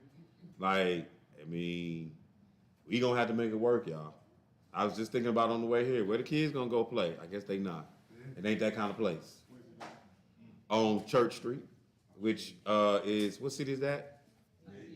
Yaden. If you, right across from the 7-Eleven, it's like a cleaners over there. That's the spot. Yeah, that's the spot. It's narrow. It is narrow. The whole building might be, I think this room might be wider. But we measured it out, though. It's like 22 maybe? I think it was a little more than that. 25, maybe? 27, yeah, somewhere. 27 wide. Yeah, but that's on the front part. On the back part, it's a little more. Like it's about another maybe 10 or 11 feet on the back. That's about another maybe 15 feet going back. It's long and narrow. Brothers and sisters, I'm going to tell you, it's going to work. Like it's no question, is it going to work? And the last conversation I had with Elijah was, and I'm saying this to you too, Mildred, because you've seen it. We're going to have to just destroy the whole inside and redo it. It's what my idea was. You know what I'm saying? Meaning the rooms they got there ain't worth us keeping.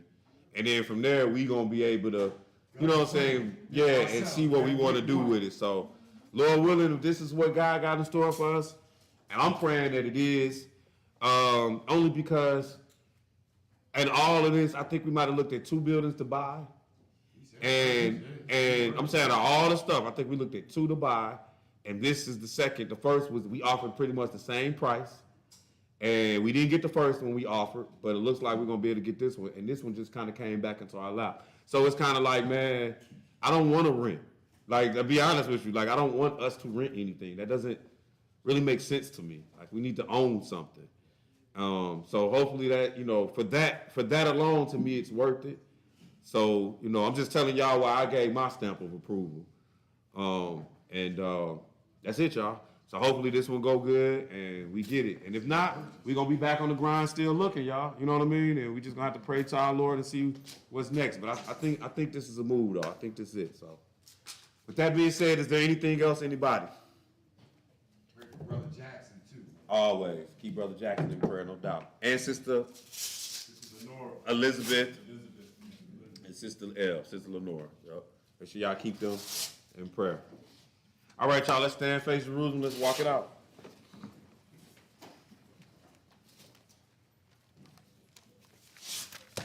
Our Father who art in heaven, Our Father who art in heaven, hallowed be thy name. hallowed be thy name. Thy kingdom come. Thy kingdom come. Thy will be done in earth Thy will be done in earth as it is in heaven. as it is in heaven. Give us this day our daily bread. Give us this day our daily bread. Forgive us our debts And forgive us our debts as we forgive our debtors. as we forgive our debtors. And lead us not into temptation, And lead us not into temptation, but deliver us from evil. but deliver us from evil. For thine is the kingdom, Thine is the kingdom and the power, and the power and the glory, and the glory forever. forever. In Jesus' mighty name we pray. In Jesus' mighty name we pray. Holy One of Israel, Holy One of Israel, Mighty One of Jacob, mighty one of Jacob, King of kings, King of kings, Lord of lords. Lord of In lords. Jesus' mighty name, In Jesus' mighty name. amen. The Lord bless thee and keep thee. The Lord bless thee and keep thee. The Lord make his face shine upon thee. The Lord make his face shine upon thee, And be gracious unto thee. and be gracious unto thee. The Lord lift up his countenance upon thee. The Lord lift up his countenance upon thee, And give thee peace. and give thee peace. And they shall put my name upon the children of Israel. And they shall put my name upon the children of Israel. And I will bless them. And I will bless them. Hallelujah! Hallelujah!